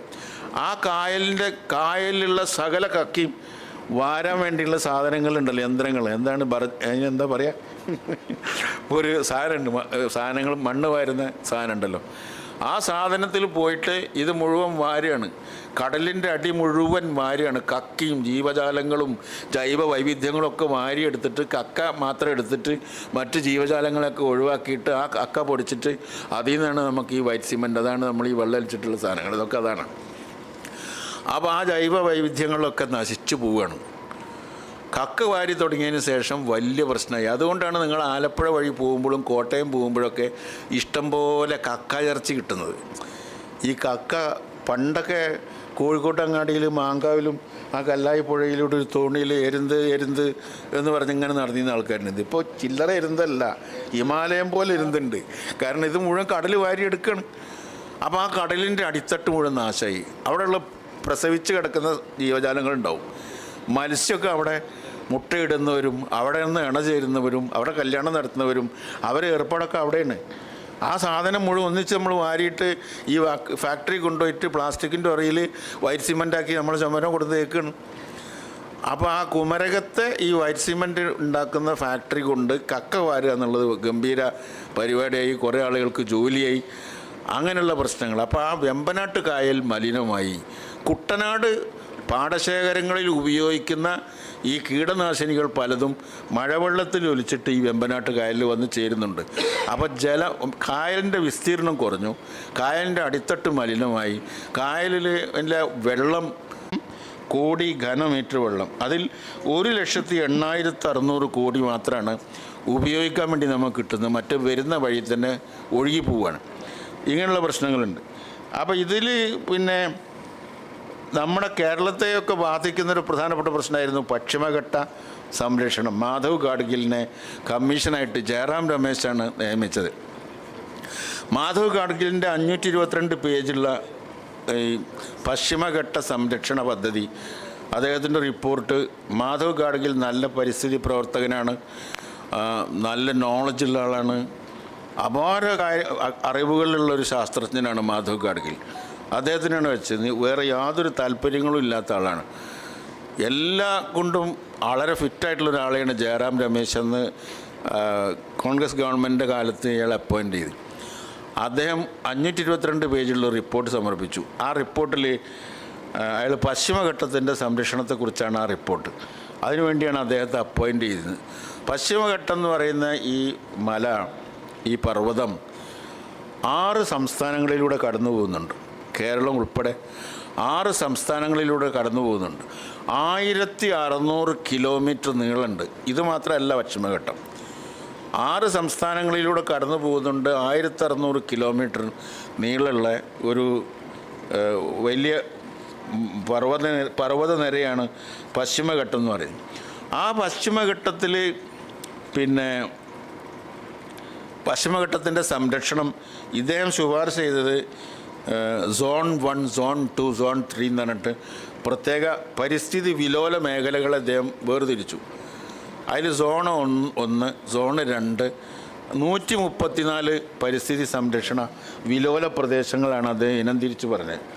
ആകെ 134. ആ 134-ൽ 25 കേരളത്തിലാണ്, 25 സോണ്. അതിൽ സെക്കൻഡ് സോണുണ്ട്, ഫസ്റ്റ് സോണുണ്ട്, തേർഡ് സോണുണ്ട്. തേർഡ് സോണിൽ 8 ഉണ്ട്, സെക്കൻഡ് സോണിൽ 2 ഉണ്ട്, ഫസ്റ്റ് സോണിൽ അതിലേറെ ഉണ്ട്. ഈ ആതിരപ്പള്ളി എന്ന് പറയുന്ന സ്ഥലത്ത് അത് ഫസ്റ്റ് സോണാണ്. ഒരിക്കലും തൊടാൻ പാടില്ലാത്ത പരിസ്ഥിതി പ്രദേശമായിട്ടാണ് ആതിരപ്പള്ളിയെ മാധവ് ഗാഡ്ഗിൽ ചെയ്തിട്ടുള്ളത്. ഞാൻ ഇനി അതിൻ്റെ ഒരു മറുപുറം പറയട്ടെ നിങ്ങളോട്. ആ മാധവ് ഗാഡ്ഗിലിൻ്റെ റിപ്പോർട്ട് ഇല്ലാണ്ടാക്കിയത് ഞങ്ങളാണ്, കേരളത്തിലെ ഗവൺമെൻറ്റാണ്. UDF-ഉം LDF-ഉം ഒന്നിച്ച് ചേർന്നാണ്. അദ്ദേഹം പറഞ്ഞു പരിസ്ഥിതി എളുപ്പമല്ലാറിന്. അപ്പോൾ പരിസ്ഥിതി കാരണം എന്താ വെച്ചാൽ ഈ മാധവ് ഗാഡ്ഗിൽ കമ്മീഷൻ്റെ റിപ്പോർട്ട് വന്ന് അത് നടപ്പിലാക്കുന്നതിനെക്കുറിച്ച് കേരളം ആലോചിച്ചപ്പോൾ ഗവൺമെൻറ്റിൻ്റെ കുഴപ്പമില്ല, ജനങ്ങൾ അങ്ങനെ ആഗ്രഹിക്കുന്നു, ജനങ്ങൾക്ക് വേണ്ടി നിൽക്കുമ്പോൾ സർക്കാർ അങ്ങനെ. അപ്പോൾ എല്ലാവരും കൂടി ചേർന്ന് തീരുമാനിച്ചെങ്കിലേ സംരക്ഷിക്കപ്പെടാൻ സാധിക്കുള്ളൂ. നമുക്കത് പോയിൻ്റ് ഔട്ട് ചെയ്ത് കൊടുക്കാനേ പറ്റുള്ളൂ. ഇന്ന കാര്യങ്ങൾ ഇന്ന രീതിയിൽ പരമാവധി പരിസ്ഥിതിക്ക് ദോഷം വരാതെ ചെയ്യുക എന്നതിൽ പരിമിതപ്പെടുത്തേണ്ടിയിരുന്നു നമ്മുടെ പ്രവർത്തനങ്ങളെ. അപ്പോൾ എന്താ കാരണം? ആ പരിസ്ഥിതി ലോല പ്രദേശങ്ങളിൽ 2ാം സോണിലും 1ാം സോണിലും 3ാം സോണിലൊക്കെ ആയിട്ട് ധാരാളം ആളുകൾ വീടൊക്കെ വെച്ച് താമസിക്കുകയാണ്. അവിടെയൊക്കെ കൃഷി ചെയ്യാണ്, അവിടെയൊക്കെ കയ്യേറിയിട്ടുള്ളതാണ്. നമ്മുടെ മലയോര ജില്ലകളിൽ മുഴുവൻ അവിടെയൊക്കെ പണ്ടേ കയ്യേറി വെച്ചിട്ടുള്ളതാണ്. ഓരോ ഗവൺമെൻറ്റും വരുമ്പോൾ അതുവരെ കയ്യേറിയവർക്ക് പട്ടയം കൊടുക്കലാണ്. അപ്പോൾ നമ്മൾ ഒരു ഗവൺമെൻറ് അനുവദിക്കാത്തൊരു സംഗതി നമ്മൾ കയ്യേറിയിട്ട് പിന്നെ വരുന്ന ഗവൺമെൻറ് അത് റാറ്റിഫൈ ചെയ്യുക. തെരഞ്ഞെടുപ്പിൻ്റെ പ്രകടന പത്രികയിൽ തന്നെ ഞങ്ങൾ കയ്യേറിയ സ്ഥലം ഞങ്ങൾക്ക് പതിച്ചു തരുമെന്ന് ഉറപ്പുണ്ടെങ്കിലേ വോട്ട് ചെയ്യുള്ളൂ അറിയാം. അപ്പോൾ ആ വോട്ട് അവരിരുന്ന് വാങ്ങുക, എന്നിട്ട് ഗവൺമെൻറ് വന്ന ഉടനെ പട്ടയമേള തുടങ്ങുക. അപ്പോൾ ആദ്യം കയ്യേറുക, പിന്നെ റാറ്റിഫൈ ചെയ്യുക. ആദ്യം മോഷ്ടിക്കുക, പിന്നെ സാധനം നീ എടുത്തോന്ന് പറയാം. അതാണ്, അത് റാറ്റിഫൈ ചെയ്യാണ് പണിയാണ് ഈ പട്ടയമേള എന്ന് പറഞ്ഞ സാധനം. എല്ലാം അതല്ല പട്ടയമേളയിൽ, പക്ഷേ അതുണ്ട്. അപ്പോൾ ഈ പശ്ചിമഘട്ടത്തിൻ്റെ ഒരുപാട് പ്രദേശങ്ങൾ അങ്ങനെ കയ്യേറിയിട്ട്, അപ്പോൾ നമ്മളൊക്കെ ഇലക്ഷൻ കാലത്ത് പ്രസംഗിക്കുമ്പോൾ തെക്കൻ ജില്ലകളിൽ പോയി പ്രസംഗിക്കുക എന്താണ്? ഈ ഗവൺമെൻറ്റാണ് നിങ്ങളിൽ മഹാഭൂരിപക്ഷത്തിന് പട്ടയം തന്നതെന്നാണ്. അതായത് ഈ ആക്രമണത്തിന് കൂട്ടുന്ന ഗവൺമെൻറ് ഞങ്ങളാണ്, അതുകൊണ്ട് വലിയ ആക്രമികളായതുകൊണ്ട് ഞങ്ങളെ വിജയിപ്പിക്കണം എന്നാണ് നമ്മൾ പ്രസംഗിക്കുക. അപ്പോൾ നിങ്ങൾ പരിസ്ഥിതിയായിട്ട് കമ്പയർ ചെയ്തിട്ടാണ് അത്. കണ്ണടച്ചിട്ട് ഇത് നശിക്കുകയെ ജീവിക്കുകയെ മരിക്കുകയെ എന്താ ചെയ്തോട്ടെ, ഞാനും എൻ്റെ ഭാര്യ ഒരു തട്ടാനും മതിച്ചാൽ സുഖമായിട്ട് നിങ്ങൾക്ക് ജീവിക്കുക, അല്ലെങ്കിൽ പ്രയാസമാണ്. നീതിപൂർവ്വം ചിന്തിച്ചാൽ പ്രയാസം. സത്യം പറഞ്ഞാൽ ഒരാൾക്ക് ഒരു സുഖം ഉണ്ടാവില്ല. ഇപ്പം നമ്മളെല്ലാം ഇത്രയും സുഖമായിട്ടിരിക്കുന്നത് സത്യം പറയാത്തതുകൊണ്ടാണ്. സത്യം പറഞ്ഞു തുടങ്ങിയാൽ അയാൾക്ക് എല്ലാവിധ ബുദ്ധിമുട്ടുകളും വരും. സത്യം പറയാൻ ആര് ശ്രമിച്ചാലും അയാൾ എല്ലാ ബുദ്ധിമുട്ടിലും. റഹ്മാൻ സാഹിബ് സത്യം പറഞ്ഞു എന്ന് മാത്രമല്ല, അദ്ദേഹത്തിന് ആരും ഒന്നും ചെയ്തില്ല, അള്ളാഹു കാത്തു. അദ്ദേഹത്തിന് ആരും ഒന്നും ചെയ്തില്ല, പക്ഷേ അദ്ദേഹത്തിന് രോഗം വന്ന് അദ്ദേഹം പറഞ്ഞ സത്യമാണ് എന്ന് ന്യായീകരിച്ചു കൊണ്ടുള്ളൊരു രോഗം അദ്ദേഹത്തിന് ആ സാഹചര്യം ഉണ്ടായി അല്ലേ. അപ്പോൾ നമുക്ക് സത്യം പറയുക, നീതിക്ക് വേണ്ടി പ്രവർത്തിക്കുക, ഭൂമിയെ സംരക്ഷിക്കുക, ജീവജാലങ്ങളെ സംരക്ഷിക്കുക എന്നൊക്കെ പറഞ്ഞാൽ എളുപ്പമുള്ള കാര്യമല്ല. എങ്കിലും ചെയ്യാതിരിക്കാൻ ചെയ്യാതിരിക്കാൻ നിർവാഹമില്ലാത്ത നിർബന്ധമായിട്ടുള്ള ചുമതലകളിൽ വരുന്നതാണ്. പ്രത്യേകിച്ച് ഇസ്ലാം മത വിശ്വാസികൾക്ക് നിർബന്ധമായിട്ടുള്ളൊരു സംഗതിയാണ്. കാരണം അള്ളാഹു അവൻ്റെ പ്രതിനിധികളായിട്ടാണ് നമ്മൾ അയച്ചിട്ടുള്ളത്. ഒരു പ്രതിനിധിയായിട്ട് നിങ്ങൾ ആരെ അയക്കുക? ഇന്നിപ്പം PMA സലാമിനെ ഉദ്ഘാടകത്തിൽ വിളിച്ചിരുന്നു. സലാം അദ്ദേഹത്തിന് ഏറ്റവും വിശ്വാസമുള്ള ഒരാൾ, കോഴിക്കോട്ടുള്ള ഒരാൾ അദ്ദേഹത്തിനെ ഏൽപ്പിച്ചു അല്ലേ. ഈ പ്രതിനിധി വേറെ തിരിഞ്ഞു കളിച്ചാൽ പിന്നെ പ്രതിനിധിയാവുമോ? ഇല്ലല്ലോ. നമ്മളൊരാളെ നമുക്ക് വേണ്ടി ഒരു പ്രതിനിധിയെ നമ്മളൊരു സംഗതിക്ക് അയക്കണത് നമ്മളെ താല്പര്യം അനുസരിച്ച് അവൻ അവിടെ പ്രവർത്തിക്കുന്നുള്ളതുകൊണ്ടല്ലേ. ഞങ്ങളത് വെറുതെ ഉദാഹരണമായിട്ട് പറഞ്ഞാണ്. നമ്മൾ തമ്മിലുള്ള അല്ല, ഇത് നിങ്ങൾ അതിലാണോ നിങ്ങൾ ആസ്വദിക്കുന്നത്? ഞാൻ പറഞ്ഞ പോയിന്റ് അതല്ല നിങ്ങൾ ആസ്വദിക്കേണ്ടത്. ഒരു അള്ളാഹുവിൻ്റെ പ്രതിനിധി എന്ന് പറഞ്ഞാൽ ആരാണ്? ഖലീഫ ആരാണ്? ഖലീഫ ആരാ? അള്ളാഹുവിൻ്റെ താല്പര്യങ്ങൾ എന്താ? ഭൂമിയിൽ സമാധാനം ഉണ്ടാവണം, മനുഷ്യൻ സുഖമായിട്ട് കഴിയണം, പരസ്പര സ്നേഹം വേണം, ഐക്യം വേണം, ജീവജാലങ്ങൾക്കൊന്നും പറ്റാൻ പാടില്ല, സ്ത്രീകളെയും കുട്ടികളെയും സംരക്ഷിക്കണം. ഇങ്ങനെയുള്ള അള്ളാഹുവിൻ്റെ കൽപ്പനകളൊക്കെ പാലിക്കാൻ വേണ്ടി അള്ളാഹുവിൻ്റെ ഒരു പ്രതിനിധിയായിട്ട് നമ്മളെ വെക്കുമ്പോൾ ഈ പരിസ്ഥിതി സംരക്ഷണം നമ്മളെ ബാധ്യതയാണ്. നമ്മളെ പ്രതിനിധിയായിട്ട് ഏൽപ്പിച്ചിട്ടുള്ള ആളെ പറ്റി മനസ്സ് കണ്ടാൽ മതി. ആ അള്ളാഹുവിൻ്റെ കൽപ്പനകൾ നമ്മൾ നിരാകരിച്ചാൽ നമ്മൾ കുറ്റവാളികളാണ്. ഇതിപ്പോൾ നിങ്ങൾ സക്കാത്ത്, നിസ്കാരം, നോമ്പ് എന്നൊക്കെ പറഞ്ഞതുപോലെ തന്നെ അത്രയും പ്രധാനപ്പെട്ട ഒരു സംഗതിയായിട്ടാണ് ഖുർആൻ ഇതിനെക്കുറിച്ച് പറയുന്നത്. അതുകൊണ്ടല്ലേ നാളെ ഖിയാമത്ത് നാളാണെങ്കിലും ഇന്ന് നിങ്ങളൊരു ചെടി നട്ടാൽ അതിന് പ്രയോജനമുണ്ട് എന്ന് പറയുന്നത്. നിങ്ങളൊരു ചെടി നട്ടാൽ ആ ചെടി പിന്നെ ഫലങ്ങൾ അതിൽ കായ്ച്ചു, അതിനെ നമ്മൾ പരിപാലിച്ചു, അത് കായ്ച്ചു, ഫലങ്ങളുണ്ടായി. ആ ഫലങ്ങൾ വല്ല ജീവജാലങ്ങളും ജീവികളും കഴിച്ചു പോയാൽ അതിൻ്റെ മുഴുവൻ പ്രതിഫലം അത് വെച്ചവനും പരിപാലിച്ചവനുമാണെന്നുള്ളത് പറയണ്ടല്ലോ. അപ്പോൾ അത് ആരൊക്കെയാണ്? നമ്മൾ ഈ കായ്ഫലം മാത്രം കാണുന്നതുകൊണ്ടാണ്. അതിൻ്റെ അടിയിൽ വേറെ ഇഴജന്തുക്കളുണ്ട്, പ്രാണികളുണ്ട്, എന്തെല്ലാം സംഭവങ്ങളുണ്ട്. ഉറുമ്പുണ്ട്, അതിൻ്റെ ഇലയുടെ മുകളിൽ മുട്ടയിടുന്ന ശലഭമുണ്ട്. ഇവർക്കെല്ലാം സൗകര്യപ്രദമായ എന്തുമാത്രം വിശാലമായൊരു മനസ്സോടു കൂടിയാണ് ഖുർആൻ ഈ ജീവജാലങ്ങളെയും പരിസ്ഥിതിയും സംരക്ഷിക്കണം നമ്മളോട് പറഞ്ഞിട്ടുള്ളത്. നമ്മൾ ആ കാര്യത്തിൽ വളരെ പിന്നിലാണെന്ന് ഞാൻ പറയണം. അപ്പോൾ ഈ ജീവജാലങ്ങളെ ഒന്നും സംരക്ഷിക്കാൻ നമുക്ക് സാധിക്കുന്നില്ല. നമ്മളെ നദികളെ നമ്മൾ ഇല്ലാതാക്കുന്നു, നമ്മൾ പലതരത്തിൽ നദികളെ നശിപ്പിച്ചുകൊണ്ടിരിക്കുന്നു, നമ്മൾ അന്തരീക്ഷത്തെ നമ്മൾ മലിനമാക്കുന്നു. അപ്പോൾ ഇങ്ങനെ ഇപ്പോൾ നമ്മളൊരു സംഭവം പറയുകയാണെങ്കിൽ നമ്മൾ ഈ പശ്ചിമഘട്ടെന്ന് പറയുന്നതിനകത്തുള്ള ജൈവ വൈവിധ്യങ്ങളെക്കുറിച്ച് പറഞ്ഞാൽ അത് കുറേ അധികമുണ്ട്, ഒന്നും പറയാൻ ഞാൻ ഉദ്ദേശിക്കുന്നില്ല. എങ്കിലും ജൈവ വൈവിധ്യങ്ങളുടെ കലവറയാണ്. അതിൽ കാലാകാലവും പുഷ്പിക്കുന്ന ചെടികൾ ധാരാളം ഉണ്ട് അവിടെ, എന്നും പൂവിട്ടുകൊണ്ടിരിക്കുന്ന ചെടികൾ. അതേപോലെ 4000 ഇനങ്ങളുള്ള ജൈവ വൈവിധ്യം പിന്നെ പശ്ചിമഘട്ടത്തിലുണ്ട്. 645 തരം നിത്യഹരിത പുഷ്പങ്ങൾ എന്ന് പറഞ്ഞാൽ എന്നും പൂവിടുന്ന പുഷ്പങ്ങളാണ് 645 തരത്തിൽപ്പെട്ടിട്ടുണ്ട്. 682 ഇനം പിന്നെ പായലുണ്ട്, നമ്മളെവിടെയും കാണാത്ത പായലുണ്ട്. 35 തരം ഉറുമ്പുകളുണ്ട്, 1000 പ്രാണി ഇനങ്ങളുണ്ട്, 320 തരം ശലഭങ്ങളുണ്ട്, 174 തരം തുമ്പികളുണ്ട്, 269 തരം ഒച്ചുകളുണ്ട്, 288 തരം മത്സ്യങ്ങളുണ്ട്, 500 പക്ഷി ഇനങ്ങളുണ്ട്, 120 തരം സസ്തനികളുണ്ട്, 29 തരത്തിൽപ്പെട്ട ആദിവാസികളുണ്ട് പശ്ചിമഘട്ടത്തിൽ. അപ്പോൾ ഇതൊക്കെ കണ്ടാൽ ചിലപ്പോൾ നാളെ തന്നെ നമ്മോട് ചോദിക്കും, നിങ്ങൾ ഇപ്പോൾ ഉറുമ്പനെയും തവളനെയൊക്കെ സംരക്ഷിക്കാൻ പോവുകയാണോ എന്നൊക്കെയാണ് ചോദിക്കുക. ഇങ്ങനെ നമ്മുടെ ആളുകൾ തന്നെ നമ്മളെ പരിഹസിക്കുന്നൊരു സാഹചര്യം ഉണ്ടാവും. ആ പരിഹാസത്തെ അതിജീവിച്ചിട്ട് വേണം ഇത് നടത്താൻ. 600 ഗ്രാമങ്ങളാണ് ഈ ഗംഗോത്രി, യമുനോത്രി എന്നൊക്കെ പറയുന്ന മിന്നൽ പിണർ കൊണ്ട് വെള്ളപ്പൊക്കം ഉണ്ടാവുക, ഉരുൾപൊട്ടലുണ്ടാകുക, നോർത്ത് ഇന്ത്യയിലൊക്കെ കേട്ടിട്ടില്ലേ? അത് 600 വില്ലേജുകളാണ് ഒലിച്ചു പോയിട്ടുള്ളത്, പൂർണ്ണമായിട്ട് ഒലിച്ചു പോയിട്ടുള്ളത്. അപ്പോൾ ഇതൊക്കെ സംരക്ഷിക്കപ്പെടാൻ നമുക്ക് എന്തെല്ലാം മാർഗങ്ങളുണ്ട്.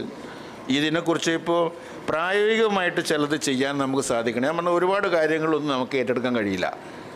ബി ഫ്രാങ്ക്, സത്യസന്ധമായിട്ട് പറയാം, നമ്മുടെ കഴിവനുസരിച്ച് നമ്മുടെ സൗകര്യങ്ങളനുസരിച്ച് കുറച്ച് കാര്യങ്ങൾ നമുക്ക് ചെയ്യാൻ പറ്റിയാൽ അത് മതി. ആദ്യം കുറച്ച് കാര്യങ്ങൾ ചെയ്ത് പിന്നെ കുറച്ചിപ്പോൾ നമ്മൾ റഫീഖ് അഹമ്മദ് ഇല്ലേ, പാട്ടുകാരൻ, എഴുത്തുകാരൻ, അദ്ദേഹവും 33 സുഹൃത്തുക്കളും ചേർന്ന് ഒരു കാടുണ്ടാക്കിയിട്ടുണ്ട്. കുറച്ചൊരു സ്ഥലം അവരെടുത്തിട്ട് ആ സ്ഥലം മുഴുവൻ പിന്നെ വനമാക്കി വളർത്തിയിട്ടുണ്ട്. ഒരു കാട് ടൗണിൻ്റെ നടുവിൽ തന്നെ, പിന്നെ തൃശ്ശൂർ ജില്ലയിൽ ഒരു കാട്, അത് റഫീഖ് അഹമ്മദും വേറെ 33 പേരും ചേർന്നുണ്ടാക്കിയതാണ്. അതുപോലെ ഈ പരിസ്ഥിതി സംരക്ഷണം അറിഞ്ഞോ അറിയാതെയോ സ്വന്തം ചെയ്യുന്ന ധാരാളം ആളുകളുണ്ട്. ഇപ്പോൾ ധന്വന്തരി മഠം എന്ന് പറഞ്ഞിട്ട് തൊടുപുഴയിലൊരു ആയുർവേദ ശാലയുണ്ട്. അതിൻ്റെ മുറ്റത്ത് 125 വയസ്സ് പ്രായമുള്ള ഒരു നെല്ലിമരമുണ്ട്. 125 വർഷം പ്രായമുള്ള നെല്ലിമരം. ആ നെല്ലിമരത്തിൻ്റെ അടിഭാഗമൊക്കെ വിണ്ട് അതിന് ഈ പൊത്തൊക്കെ വന്നിട്ട് അതിന് വാർദ്ധക്യം ബാധിച്ച് രോഗം വന്നിട്ട് ആ ധന്വന്തരി മഠത്തിൽ വൃക്ഷ ആയുർവേദം എന്ന് പറഞ്ഞ ഒരു ആയുർവേദം നമ്മുടെ നാട്ടിലുണ്ട്. വൃക്ഷ ആയുർവേദ വിധി പ്രകാരമുള്ള മരുന്ന് തയ്യാറാക്കിയിട്ട് ആ പൊത്തിൽ വെച്ച് 6 മാസം കൊണ്ട് അവിടെ തടി വന്ന് ആ ആരോഗ്യത്തോടു കൂടി അത് വളർന്നു നിൽക്കുന്നു. അപ്പോൾ അങ്ങനെ എന്തെങ്കിലും മാതൃകാപരമായിട്ട് ചെയ്യലായിരിക്കും കുറച്ചും കൂടി എളുപ്പം. പാറ പൊട്ടിക്കൽ തടയാൻ കഴിയില്ല എന്നാണ് എനിക്ക് തോന്നുന്നത്. ധാരാളമായിട്ട് പാറ പൊട്ടിച്ചുകൊണ്ടിരിക്കുന്നുണ്ട്. പാറ പൊട്ടിക്കുന്ന ആൾക്കാർ ധാരാളമായിട്ട് പാറ പൊട്ടിച്ചുകൊണ്ടിരിക്കുന്നുണ്ട്. ഈ ഗവൺമെൻറ്റിനോടുള്ളൊരു പ്രത്യേക ബഹുമാനം, എവിടെ പൊട്ടിക്കാനും സമ്മതം കൊടുത്ത ഗവൺമെൻറ്റാണ് ഈ ഗവൺമെൻറ് എന്നുള്ളൊരു അഭിപ്രായം കോറിക്കാർ പറയാൻ കേട്ടിട്ടുണ്ട്. നിങ്ങളെ ഗവൺമെൻറ് മാതിരിയല്ല, ഒരു ബുദ്ധിമുട്ടുമില്ല ഇപ്പോൾ പാറ പൊട്ടിക്കണമെങ്കിൽ. അപ്പോൾ പരിസ്ഥിതി നശിപ്പിക്കുന്നതിൽ ഞങ്ങൾ മുമ്പിലാണ്, അതുകൊണ്ട് ഞങ്ങൾക്ക് വോട്ട് ചെയ്യാതാണ് നമ്മൾ പറയാൻ പോണത് അല്ലേ? അപ്പോൾ ഈ രാഷ്ട്രീയവും പരിസ്ഥിതിയും നീതിയും സത്യമൊക്കെ തമ്മിലൊരു സംഘർഷമുണ്ട്, ഒരു കോൺട്രഡിക്ഷൻ ഉണ്ട്. ആ കോൺട്രഡിക്ഷൻ കോംപ്രമൈസ് ചെയ്തിട്ട് കൊണ്ടുപോകുക എന്നുള്ളതാണ് ഈ പരിസ്ഥിതി മേഖലയിലുള്ള പ്രവർത്തനങ്ങൾ. ഇപ്പോൾ നമ്മൾ അങ്ങനെ ഒരുപാട് കാര്യങ്ങളെക്കുറിച്ച് നമ്മൾ അറിയണമെന്നില്ല, പഠിക്കണമെന്നില്ല. ഞാൻ പറയണേ, നമുക്കിപ്പോൾ റഹ്മാൻ സാഹിബിൻ്റെ കാര്യത്തിൽ നമ്മൾ പറഞ്ഞല്ലോ, ഒരു സ്മാരകം എന്ന് പറഞ്ഞു, നമ്മളൊരു സുവനീർ ഇറക്കിയ കാര്യമില്ല, കുറച്ച് ആളുകളുടെ കയ്യിൽ അതിൻ്റെ രേഖ ഉണ്ടെന്ന് മാത്രം. ഞാൻ ചോദിക്കുന്ന ഈ വാഴക്കാടോ അല്ലെങ്കിൽ നമ്മുടെ സംസ്ഥാനത്ത് എവിടെയെങ്കിലും അദ്ദേഹത്തിന് അറിയുന്ന ഏതെങ്കിലും ഒരു പ്രദേശത്തിൽ നമുക്കൊരു കാടുണ്ടാക്കാൻ പറ്റുമെന്ന് ഞാൻ ചോദിക്കുന്നു. ഒരു കാട്, ഒരു ഹരിതവനം. ഹരിത ഏതായാലും നമ്മുടെയാണല്ലോ അല്ലേ കുൽസോ?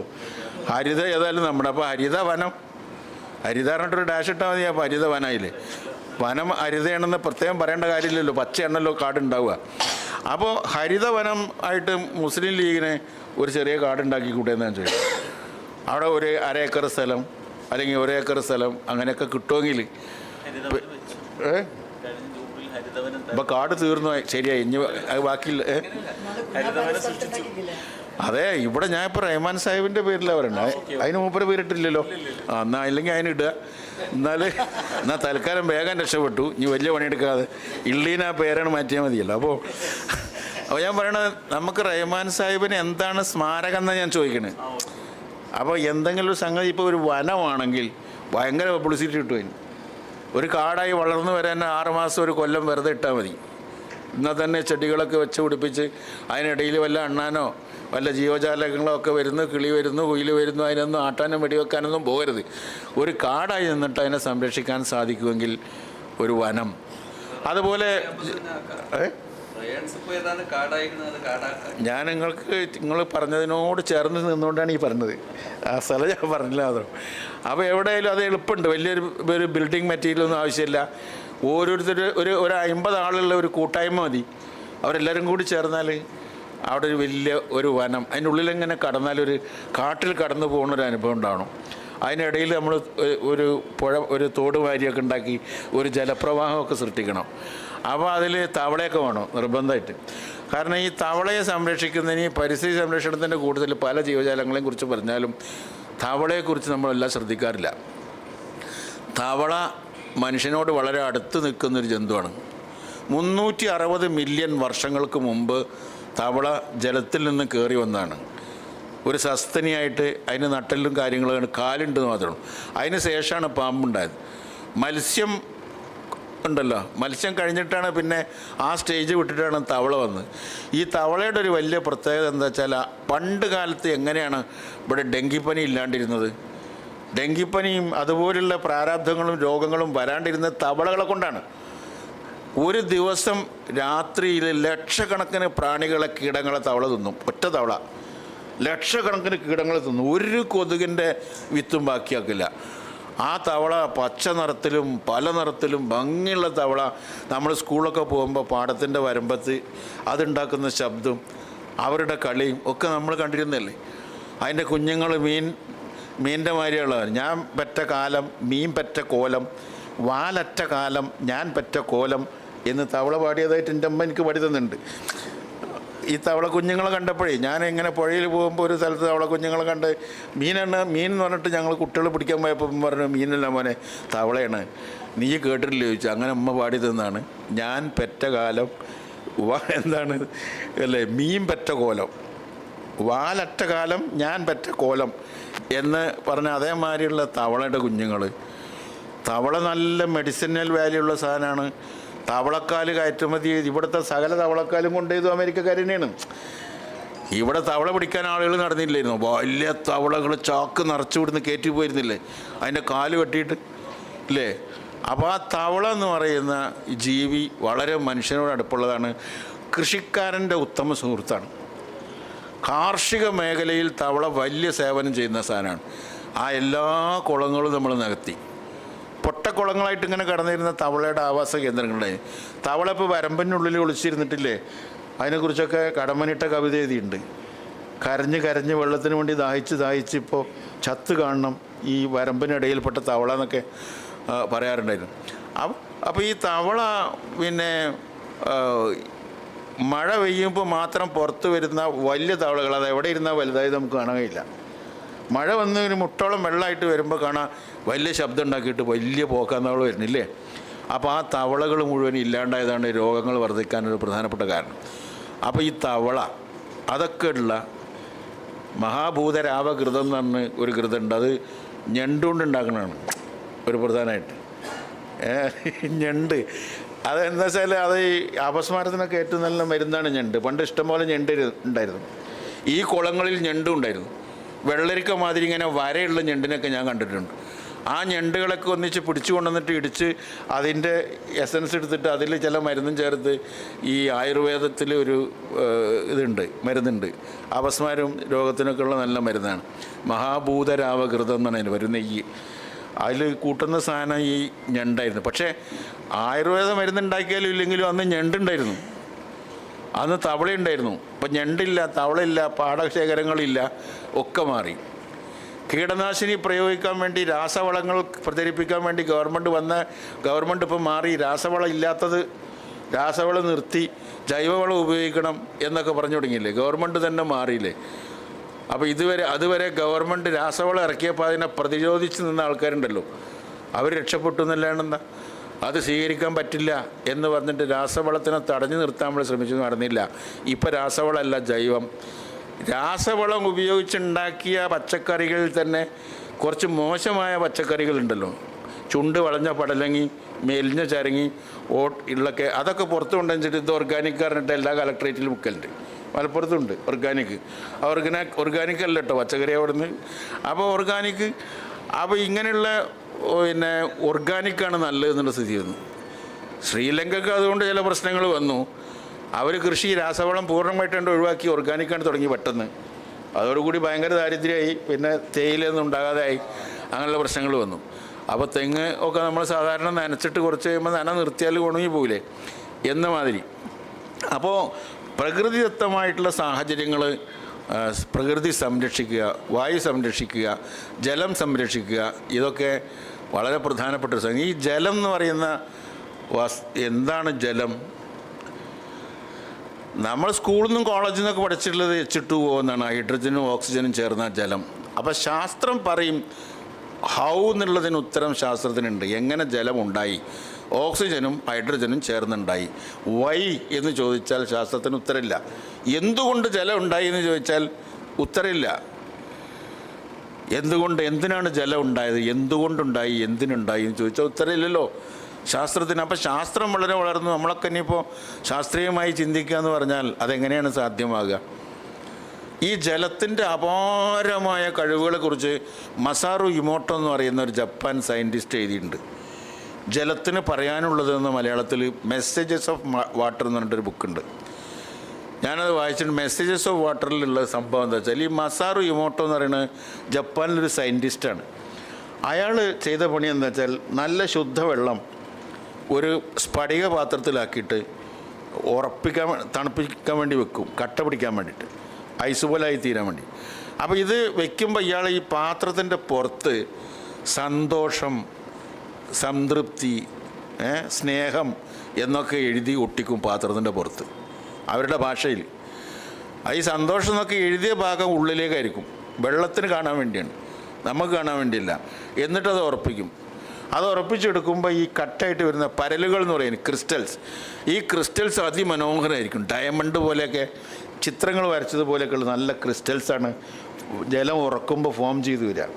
പിന്നെ അതിൻ്റെ പുറത്ത് വിദ്വേഷം, വെറുപ്പ് നന്ദികേട് എന്നൊക്കെ പറഞ്ഞുള്ള വാക്കുകൾ, വൃത്തികെട്ട വാക്കുകൾ എഴുതി ഒട്ടിച്ചിട്ട് അത് ഉറപ്പിച്ചാൽ അതിൽ നിന്ന് കിട്ടുന്ന പിന്നെ ഇതുണ്ടല്ലോ, പരലുകളുണ്ട്, ക്രിസ്റ്റൽസ് ഫോം ചെയ്ത് വരുമ്പോൾ വളരെ മോശമായ അല്ലെങ്കിൽ ഒട്ടും ഭംഗിയില്ലാത്ത ഒരു വികൃതമായിട്ടുള്ള ചിത്രങ്ങളാണ് കിട്ടുക. ഇതൊക്കെ അദ്ദേഹം ഫോട്ടോ എടുത്തിട്ടുണ്ട് കേട്ടോ. ഈ പരീക്ഷണമൊക്കെ നടത്തി. അയാളൊരു ആത്മീയവാദി ഒന്നുമല്ല, അയാളൊരു ശാസ്ത്രജ്ഞനാണ്, അയാളൊരു രാഷ്ട്രീയ ബന്ധമുള്ള ആളല്ല. മസാറു ഇമോട്ടോയുടെ ബുക്ക് നിങ്ങൾ എടുത്ത് വായിച്ച് നോക്കി. അപ്പോൾ എന്ത് മനസ്സിലായി? ഈ ജലത്തിന് ഇത് മനസ്സിലാവുന്നതായില്ലേ? ജലത്തിന് ഇപ്പോൾ ഈ നന്ദി, സ്നേഹം, സന്തോഷം എന്നുള്ളത് മനസ്സിലാവുമെന്ന് പറഞ്ഞാൽ ഞാൻ പറഞ്ഞാൽ ഇപ്പോൾ ആരും വിശ്വസിക്കില്ല. കറാമത്തിൻ്റെ ആരെങ്കിലും പറഞ്ഞാൽ ചിലപ്പോൾ നിങ്ങൾ വിശ്വസിച്ചു തരും. അപ്പോൾ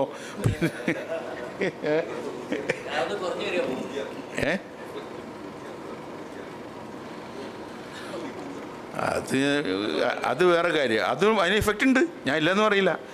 ഇന്നെ ഒരു മറ്റേതാക്കി കണ്ടങ്ങൾ. പക്ഷേ ഞാൻ അതിൻ്റെ സയൻറ്റിഫിക്കായിട്ട് ഈ വെള്ളത്തിനത് മനസ്സിലാവും.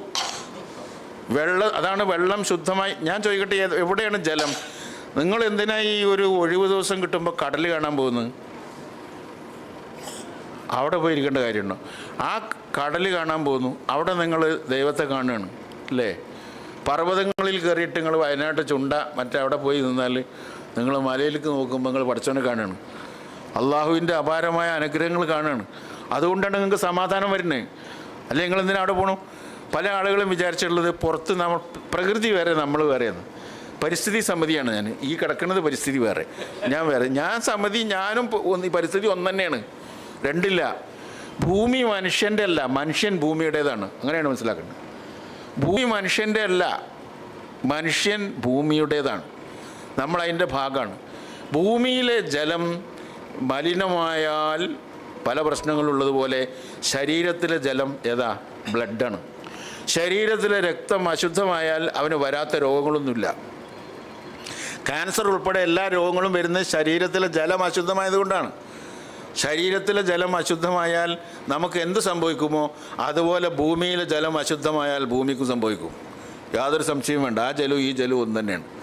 അപ്പോൾ ജലത്തിന് മനസ്സിലാവും.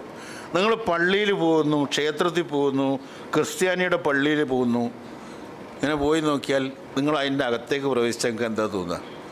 നമ്മൾ ഇസ്ലാം മത വിശ്വാസികളാണ്. എന്നാലും ഒരു ക്രൈസ്തവൻ്റെ ചർച്ചിൽ ചെന്നു, അവിടെ പ്രാർത്ഥനയൊക്കെ നടക്കുന്നു, നമുക്ക് അവിടെ ഒരു കുളിര്, ഒരു സമാധാനം, ഒരു സന്തോഷം, നമുക്ക് അതിനോട് യോജിപ്പൊന്നും അപ്പോൾ ഓർമ്മ ഉണ്ടാവില്ല, അല്ലേ? അനുഭവപ്പെടില്ലേ? ഒരു പ്രാർത്ഥന നടക്കുന്ന ഒരു സ്ഥലത്ത് ചെന്നാൽ അതാണ് നമ്മൾ സാധാരണ എന്താ പറയുക, പിന്നെ ഈ ഇൽമിൻ്റെ സദസ്സ് എന്നൊക്കെ പറയില്ല, അതുപോലെ പ്രാർത്ഥനാ നിർഭരമായ ഒരു സ്ഥാനത്ത് ചെല്ലുമ്പോൾ നമ്മളിലൊരു സമാധാനം താനെ വരില്ലേ? അത് പള്ളിയിലും ക്ഷേത്രത്തിലും ആരാധനാ കേന്ദ്രങ്ങളിലൊക്കെ വരും. അതുപോലെ ഇപ്പോൾ നമ്മൾ ഒരു വലിയ ഔലിയ അല്ലെങ്കിൽ ഒരു വലിയ പ്രധാനപ്പെട്ട ഒരാൾ, അയാളുടെ അടുത്ത് ചെല്ലുമ്പോൾ ആളുടെ ഒരു പ്രകാശമുണ്ട്, ഒരു ഓറ. ആ ഓറയുടെ വലയത്തിൽ നമ്മൾ പെട്ടാൽ നമുക്ക് വല്ലാത്തൊരു മാറ്റം വരും കുറച്ച് നേരത്തേക്ക്. അതൊക്കെ സത്യങ്ങളാണ്. എന്നാലും നിങ്ങൾ എന്താണ് ബാഹുബലി സിനിമ കാണാൻ പോയാൽ അത് ഉണ്ടാവില്ല. മാർക്കറ്റിൽ പോയാലും മീൻ മാർക്കറ്റിൽ പോയാലും അങ്ങോട്ട് വലിച്ച് ഇങ്ങോട്ട് വലിച്ച് ഹീ എന്നൊക്കെ പറഞ്ഞ ശബ്ദം പോലെ അവിടെ പോകുമ്പോൾ ആ സമാധാനം ഉണ്ടാവില്ല. What happened? എന്താണ് അവിടെ സംഭവിക്കുന്നത്? അവിടുത്തെ പരിസ്ഥിതിയുടെ ഗുണമാണത്. പള്ളിയിലും ക്ഷേത്രത്തിലും മറ്റേ പള്ളിയിലും എന്താ സംഭവം? പ്രാർത്ഥനാ നിർഭരമായ അന്തരീക്ഷത്തിൽ വായു എനർജൈസ് ചെയ്തു, പോസിറ്റീവ് എനർജി ആ വായുവിൽ കലർന്നു. ഈ പ്രാർത്ഥന കൊണ്ട് വായുവിലൊരു പോസിറ്റീവ് എനർജി കലർന്നു. മത്സ്യ മാർക്കറ്റിൽ നെഗറ്റീവ് എനർജിയാണ്. അപ്പോൾ ആ അപ്പോൾ വായുവിന് ഈ പ്രാർത്ഥന മനസ്സിലാവുന്നല്ലേ എൻ്റെ അർത്ഥം? അല്ലെങ്കിൽ വായുവിൽ അതിൽ കലരുമ്പോൾ മാറ്റം വരുന്നല്ല അർത്ഥം? വെള്ളത്തിൽ ഇത് ഇങ്ങനെ എഴുതി ഒട്ടിച്ചാൽ മാറുമെങ്കിൽ വെള്ളത്തിന് ഇത് മനസ്സിലാവുന്നല്ലേ എൻ്റെ അർത്ഥം? അല്ലേ? അപ്പോൾ വായു, ജലം, ഈ മസാറ് ഇമോട്ടോ തന്നെ നടത്തിയ ഒരു പരീക്ഷണം കേട്ടാൽ നമ്മൾ അത്ഭുതപ്പെടും. ഒരു കായലിൽ ഒരു സ്ത്രീ ആത്മഹത്യ ചെയ്തിരുന്നു. അതിൻ്റെ ഡെഡ് ബോഡിയിൽ കിടക്കുന്ന സമയത്ത് പിന്നെ അവിടെ മലിനമായിട്ട് എന്തോ മന്ത്രങ്ങളൊക്കെ കുറേ അധികം ജപിച്ചു കഴിഞ്ഞപ്പോൾ ഈ ഡെഡ് ബോഡി പൊങ്ങി വന്നു എന്നാണ്. അത് ജലം ശുദ്ധമായി എന്ന്.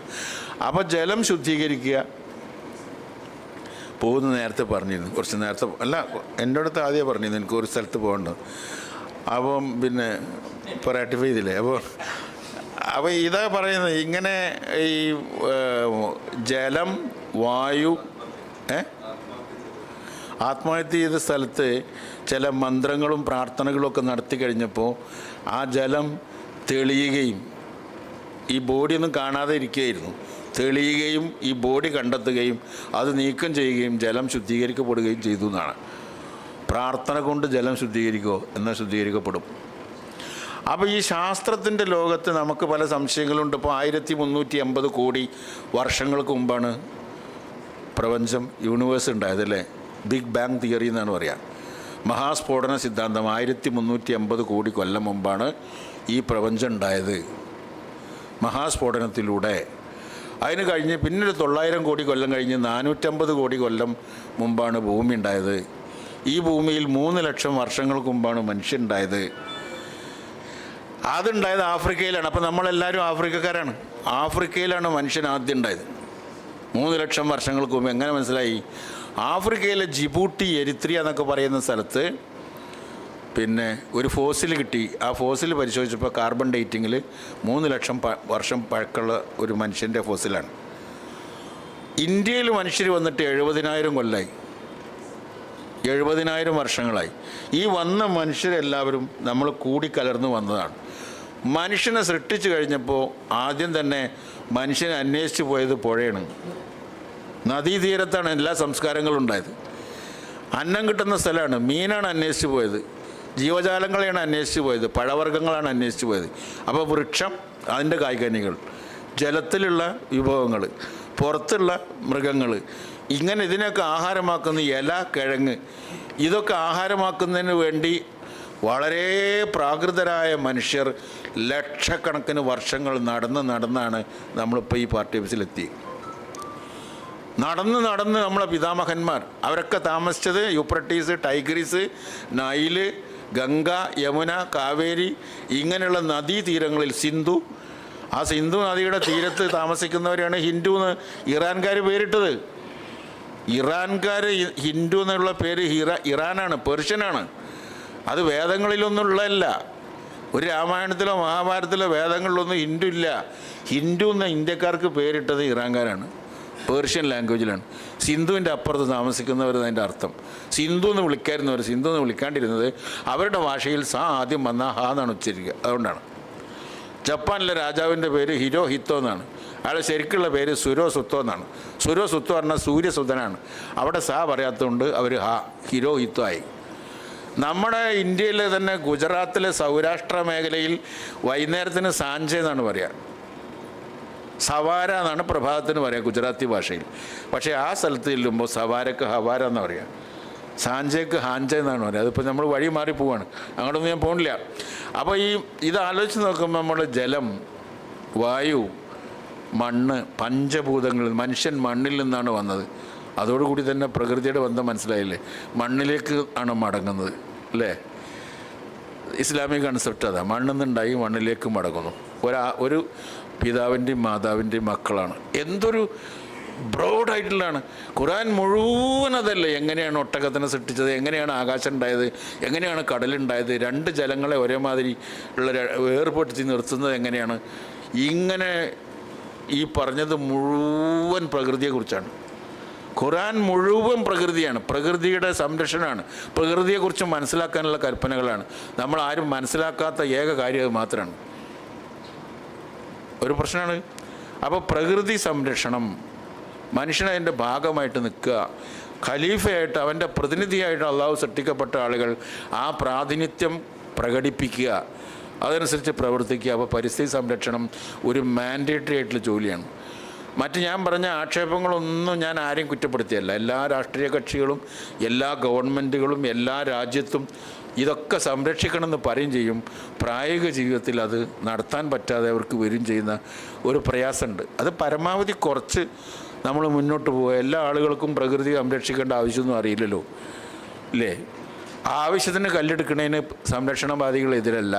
ഒട്ടും പാറ പൊട്ടിക്കണ്ട പറയണില്ല. പാറ പൊട്ടിക്കാതെ, മണ്ണെടുക്കാതെ, മരം മുറിക്കാതെ നമുക്കൊന്നും വീടുണ്ടാവില്ല, ജീവിതം ഉണ്ടാവില്ല, സൗകര്യം ഉണ്ടാവില്ല അല്ലേ? അപ്പോൾ ആവശ്യത്തിനൊക്കെ എടുക്കാം, ആർത്തി പാടില്ല എന്നുള്ളൂ. അതാണ് കാമക്രോധ ലോപമോഹങ്ങൾ ഒഴിവാക്കുക എന്ന് മതങ്ങളൊക്കെ പറയാൻ കാരണം. അതെല്ലാം ഒഴിവാക്കിയാൽ അനാവശ്യ പാറയൊക്കെ ഒഴിവാകും. അതൊന്നും പിന്നൊന്നും ചെയ്യില്ല നമ്മൾ. അതാണ് നമുക്കൊരു ഒരു ഒരു ഒരു മെസ്സേജാണ്. ആ മെസ്സേജ് അനുസരിച്ചാണ് വാസ്തൽ കെ റഹ്മാൻ സാഹിബ് ജീവിച്ചത്. അദ്ദേഹം കാണിച്ച ആത്മധൈര്യം അന്നത്തെ കാലത്ത് സാധാരണ ഒരു മുസ്ലിം ലീഗുകാരനെ മാതിരി അല്ലെങ്കിൽ രാഷ്ട്രീയക്കാരനെ പോലെ പെരുമാറി ജീവിച്ച് കഴിഞ്ഞുകൂടിയിരുന്നെങ്കിൽ അദ്ദേഹത്തിനും ഈ ബുദ്ധിമുട്ടുകളൊന്നും വരില്ലായിരുന്നു അല്ലേ? ആ ഫാക്ടറി ഉണ്ടാക്കിയിട്ടുള്ള നാശനഷ്ടങ്ങളെക്കുറിച്ച് അത് അടച്ചു പൂട്ടി പോകേണ്ട സാഹചര്യം വന്നില്ലേ? ഇനി നിങ്ങൾ വിചാരിക്കുന്ന അവിടുന്ന് എഫ്ലുവൻ്റ് ഒലിച്ചു വന്നുകൊണ്ട് മാത്രമാണ് നമുക്ക് പ്രശ്നമല്ല. ആ ഫാക്ടറി അവിടെ നിലനിന്നത് കൊണ്ട് 32,000 ഏക്കർ സ്ഥലത്താണ് യൂക്കാലിപ്സ് വെച്ചുപിടിപ്പിച്ച് വെട്ടിപ്പോയത്, മുള മുഴുവൻ വെട്ടിപ്പോയത് അല്ലേ? നിലമ്പൂർ വനത്തിലൊക്കെ ഉള്ള സകല മുളയും അവിടെ കൊണ്ടുവന്ന് കടലാസ് ഉണ്ടാക്കിയതാണ്. മൈത്രേയം പറയലുണ്ട്, ഞാൻ പത്രം വായിക്കൽ നിർത്തിയിട്ട് 25 കൊല്ലമായി. എന്താ നിർത്താൻ കാരണം എന്നറിയോ? അത്രയും മുള ബാക്കിയായല്ലോ, മരം വെട്ടാതെ കഴിയുമല്ലോ, ഈ പത്രം ഉണ്ടാക്കുന്നത് മരം കൊണ്ടാണല്ലോ. അപ്പോൾ പരിസ്ഥിതി സ്നേഹികൾ പത്രം വരുത്തരുത് എന്നാണ് ഇത്രയും പറയുന്നത്. അത്രയും പത്രം കുറച്ചടിച്ചാൽ മതിയല്ലോ, അത്രയും മരം കുറഞ്ഞു കിട്ടുമല്ലോ.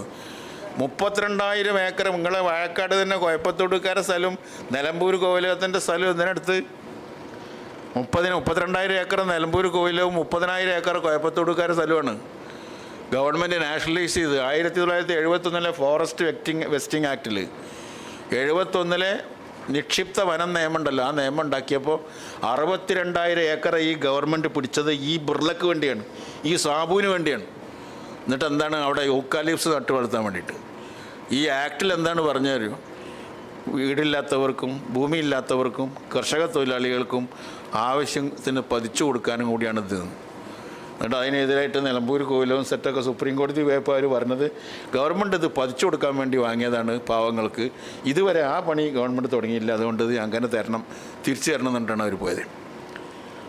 32,000 ഏക്കർ 62,000 ഏക്കർ സ്ഥലത്ത് ഈ യുക്കാലിപ്സ് നട്ടുപിടിച്ചിട്ട് ഒരു മുതലാളിയെ സഹായിക്കാനുള്ള പരിപാടിയായിരുന്നു ഫോറസ്റ്റ് വെസ്റ്റിംഗ് ആക്ട്. അതിപ്പോഴും ഉണ്ട്. ആ യുക്കാലിപ്സ് വെച്ച് പിടിപ്പിച്ച് രാജ്യമാകെ കാണുന്നിടത്തൊക്കെ യുക്കാലിപ്സ് അല്ലായിരുന്നു, കാണുന്നിടത്തൊക്കെ യൂക്കാലിപ്സ് അല്ലായിരുന്നു. പക്ഷേ ഒറ്റ സംഗതി ഉള്ളത്, അതും കൂടി പറഞ്ഞ് ഞാൻ നിർത്താം. ഒരു സംഗതി ഉള്ളത്, പുതിയ ടെക്നോളജി അനുസരിച്ച് ഇതൊരു എന്താ പറയുക നിർമ്മിത ബുദ്ധിയുടെ കാലമാണ് അല്ലേ? ആർട്ടിഫിഷ്യൽ ഇൻ്റലിജൻസിൻ്റെ കാലമാണ്. അതുകൊണ്ട് വലിയ വമ്പൻ ഫാക്ടറികളൊന്നും ഇനി ആവശ്യമില്ല. വലിയ ഫാക്ടറികൾ ഇപ്പോൾ മാവൂർ ഗോളിയോർ ലാൻഡ്സിൻ്റെ ആ സ്ഥലം തന്നെ ഉപയോഗിച്ചിട്ട് അവിടെ ഞാനൊരിക്കൽ അതിലങ്ങനെ പോരുമ്പോൾ അവിടെ ഒരു സമരം നടക്കുന്നുണ്ട്. അപ്പോൾ എന്നെ അവിടെ പിടിച്ചിറക്കി. ആരുണ്ടായിരുന്നു, അസിസാക്കി ആരുണ്ടായിരുന്നു, പിടിച്ചിറക്കിയിട്ട് ഇവിടെ ഒരു സമരമാണ്. ഞാൻ പറഞ്ഞു എന്ത് സമരം അറിഞ്ഞിട്ട്? ഇല്ല നിങ്ങൾ 2 വാക്ക് പറഞ്ഞു. ഞാൻ എന്തിനെ പറ്റി പറയണം, നിങ്ങൾ എന്തിനാ ഇരിക്കണം എനിക്ക് മനസ്സിലായില്ല പറഞ്ഞു. അപ്പോൾ ഇവിടെ എന്തെങ്കിലും ഒരു പുതിയ വ്യവസായം തുടങ്ങണം എന്ന് പറഞ്ഞിട്ട് ഇരിക്കുകയാണ് ഞങ്ങൾ പറഞ്ഞു. അപ്പോൾ ഞാൻ പറഞ്ഞു ആദ്യത്തെ ഇപ്പം എന്ത് പറ്റി, അതൊന്നും അറിഞ്ഞിട്ട് മതിയില്ലെങ്കിൽ എൻ്റെ വർത്താനം വെച്ചാൽ അന്ന് അങ്ങനെ തമാശയൊക്കെ പറഞ്ഞ് അവിടെ എന്തെങ്കിലും ഒരു പുതിയ വ്യവസായം വേണമെന്ന് ഞാനും ഒരു 5 മിനിറ്റ് പറഞ്ഞൊക്കെ പോന്നു. അപ്പോൾ ഞാൻ പറയണത് എന്താ വെച്ചാൽ ഇപ്പം നിർമ്മിത ബുദ്ധിയുടെ കാലമായതുകൊണ്ട് ഈ ഫാക്ടറികളുടെ ആവശ്യമില്ല. അതിനുള്ള ഒരു ദോഷം വേറെ ഉണ്ടാവും ഈ നിർമ്മിത ബുദ്ധിക്ക്. ഇപ്പോഴത്തെ അവസ്ഥയിൽ നിർമ്മിത ബുദ്ധിയാണ് 60,000 റോബോട്ട്സാണ് ആമസോൺ കമ്പനിയുടെ ചൈനയിൽ തന്നെ അവരുടെ സ്ഥാപനത്തിന് വേണ്ടി പണിയെടുക്കുന്ന 60,000 റോബോട്ട്സാണ്.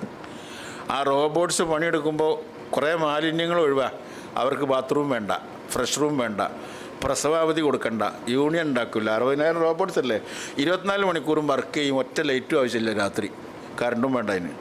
ഇത് വർക്ക് ചെയ്യാനുള്ള കറണ്ട് മതി. റോബോട്ട്സിൻ്റെ കാലം വന്നില്ലേ? അപ്പോൾ റോബോട്ടിക്കായിട്ടുള്ള ടെക്നോളജി, പുതിയ ടെക്നോളജി വന്നപ്പോൾ ഇപ്പോൾ ചിലർ ചോദിക്കാറുണ്ട് ഈ സൈബർ പാർക്കൊക്കെ കണ്ടിട്ട്. ഇവിടെ ആദ്യം നമ്മൾ ടെക്നോ പാർക്ക് തിരുവനന്തപുരത്ത് വന്ന സമയത്ത് ഞങ്ങളൊക്കെ തിരുവനന്തപുരത്ത് വരുമ്പോൾ ചില ആൾക്കാർ ചോദിക്കും ഇതെന്താ സംഭവം, ഇത് ഭയങ്കര വ്യവസായ സ്ഥാപനമാണ്. എന്നിട്ട് അവിടേക്ക് ഇങ്ങനെ നാഷണൽ പെർമിറ്റ് ലോറി വരേണ്ടതും സാധനം കയറ്റി പോകണമെന്നും കാണാനല്ലോ ടെക്നോ പാർക്കുന്നേ. അവിടുന്ന് സാധനം കയറ്റി പോകുന്നുണ്ട്, അത് വേറൊരു ചാനലിലാണ്. അപ്പോൾ ഈ വലിയ ഫാക്ടറി ആവശ്യമില്ല, വലിയ പുകക്കുഴിയിൽ ആവശ്യമില്ല. കോമൺവെൽത്ത് ഓട്ട് കമ്പനി എന്താ അങ്ങനെ കിടക്കണിപ്പോൾ വേറെ സാധനങ്ങൾ ഉണ്ടാക്കിയിട്ട്? അതെങ്ങനെ കണ്ണാശുപത്രി ആയത്, പിന്നെ തുണിക്കച്ചവടം തുടങ്ങിയത്? അപ്പോൾ ഓരോന്നും മാറി വരിക. അപ്പോൾ വലിയ പുകക്കുഴൽ ആവശ്യമില്ല, വലിയ ഫാക്ടറികൾ ആവശ്യമില്ല. അങ്ങനെയുള്ള ചെറിയ മാറ്റങ്ങൾ ആ വ്യാവസായിക രംഗത്തും വരുന്നുണ്ട്. അത് ഒരു ശുഭപ്രതീക്ഷ ഉണ്ടാക്കുന്നതാണ്. പക്ഷേ അതിൻ്റെ മാലിന്യം എന്താണെന്ന് മനസ്സിലാക്കണമെങ്കിൽ കുറച്ചും കൂടി പിന്നീട് കുറച്ചും കൂടി കാലം കഴിയുമ്പോൾ അത് എസ്റ്റാബ്ലിഷ് ചെയ്യാൻ കഴിയുള്ളൂ. അപ്പം നിലവിലുള്ള സാഹചര്യത്തിൽ നമുക്ക് സാധ്യമാകുന്നത്ര ഒരു സംഘർഷത്തിനും പോകാതെ അതിന് അനുവാദമല്ല ലീഗിൻ്റെ എന്നാണ് സലീം പറഞ്ഞത്. അപ്പോൾ ശരിയായ സംഘർഷത്തിനൊന്നും നമ്മൾ എതിരല്ല, ലീഗ് എതിരല്ല. ആവശ്യം വന്നാൽ അങ്ങോട്ട് ആവും. അത് തന്നെ. അപ്പോൾ നിങ്ങൾ ഇതൊക്കെ പറഞ്ഞപ്പോൾ റഹ്മാൻക്കൊരു സാധനം കയ്യിൽ വെച്ച് പറഞ്ഞില്ല, അത് ഉപയോഗിക്കാനല്ല, അതൊക്കെ വേണം ചിലപ്പോൾ. അതാണ് സംഭവം. ഞാനും മാറ്റിന്ന് വന്നതാണ്. അതുകൊണ്ടേ പിന്നെ ആ ചുവല്ല ചിലപ്പോൾ വേണ്ടി വരും. ഇപ്പോൾ ഗാസയിലെ മുസ്ലിങ്ങൾ ചിലർ പറയണമെന്താ അറിയും, ഇപ്പോൾ പറയാൻ പാടുണ്ടോ അറിയില്ല, മുസ്ലിം രാഷ്ട്രങ്ങളുടെ എല്ലാവരും കൂടി നമ്മൾ ഈ ലോകത്തുള്ള മുസ്ലിങ്ങളെല്ലാം കൂടി ഓലപ്പില്ലാത്തതുകൊണ്ട് ഒരു പറയണേ, അങ്ങനത്തെ മുസ്ലിങ്ങൾ ദയവായിട്ട് ഞങ്ങളെ മയ്യത്ത് നിസ്കരിക്കരുതെന്നാണ്. കാരണം മരിച്ചത് നിങ്ങളാണ്, ഞങ്ങളെല്ലാം. ഞങ്ങളെ സഹായിക്കാത്തവർ. അത് ആലോചിക്കുക വാക്കിൻ്റെ ഒരു ശക്തി. അപ്പോൾ ഇങ്ങനെയുള്ള പിന്നെ പ്രക്ഷോഭങ്ങൾ ഇപ്പോൾ ഈ കോഴിക്കോട് തന്നെ ഏറ്റവും വലിയ പോർച്ചുഗീസുകാരായിട്ട് ഇത്ര യുദ്ധം ചെയ്തൊരു ടീം ഏതാറുള്ളത്? മുസ്ലിങ്ങളും സാമൂതിരി രാജാവും കൂടി ചേർന്നിട്ട് ബ്രിട്ടീഷുകാരോട് ഇങ്ങനെ യുദ്ധം ചെയ്താരുള്ളത്. അതൊക്കെ വേണ്ടാത്തതാണോ? ചില സന്ദർഭങ്ങളിൽ അങ്ങനെ ആയിത്തീരും, ചിലവ് അങ്ങനെ ആയിത്തീരും. അതിനെ നിർബന്ധിക്കരുത്. അപ്പോൾ നമ്മളിപ്പോൾ അതിനൊന്നും പോകില്ല. ഈ പരിസ്ഥിതി സംരക്ഷണം പഠിത്തം സാധിച്ച് യാതൊന്നുമില്ലേ, മാപ്പാക്കണം, ഒരു പരിപാടിയില്ല. സമാധാനപരമായ സഹവർത്തിത്വം വേണം. പരിസ്ഥിതി പ്രവർത്തനങ്ങൾ ശാന്തമായി ജനാധിപത്യപരമായ മാർഗത്തിൽ നടത്തണം. അതാണ് നമ്മൾ ഉദ്ദേശിക്കുന്നത്. അങ്ങനെ വലിയ സംഘർഷങ്ങളില്ലാണ്ട് മുന്നോട്ട് കൊണ്ടുപോകാൻ സാധിക്കട്ടെ എന്ന ആഗ്രഹം പ്രകടിപ്പിച്ചുകൊണ്ട് ഞാൻ ഉപസംഹരിക്കുന്നു. Thank you. ചെറിയ വാക്കുകളിൽ 2 ആശംസകളോടെ നമ്മൾ പരിപാടി അവസാനിപ്പിക്കും.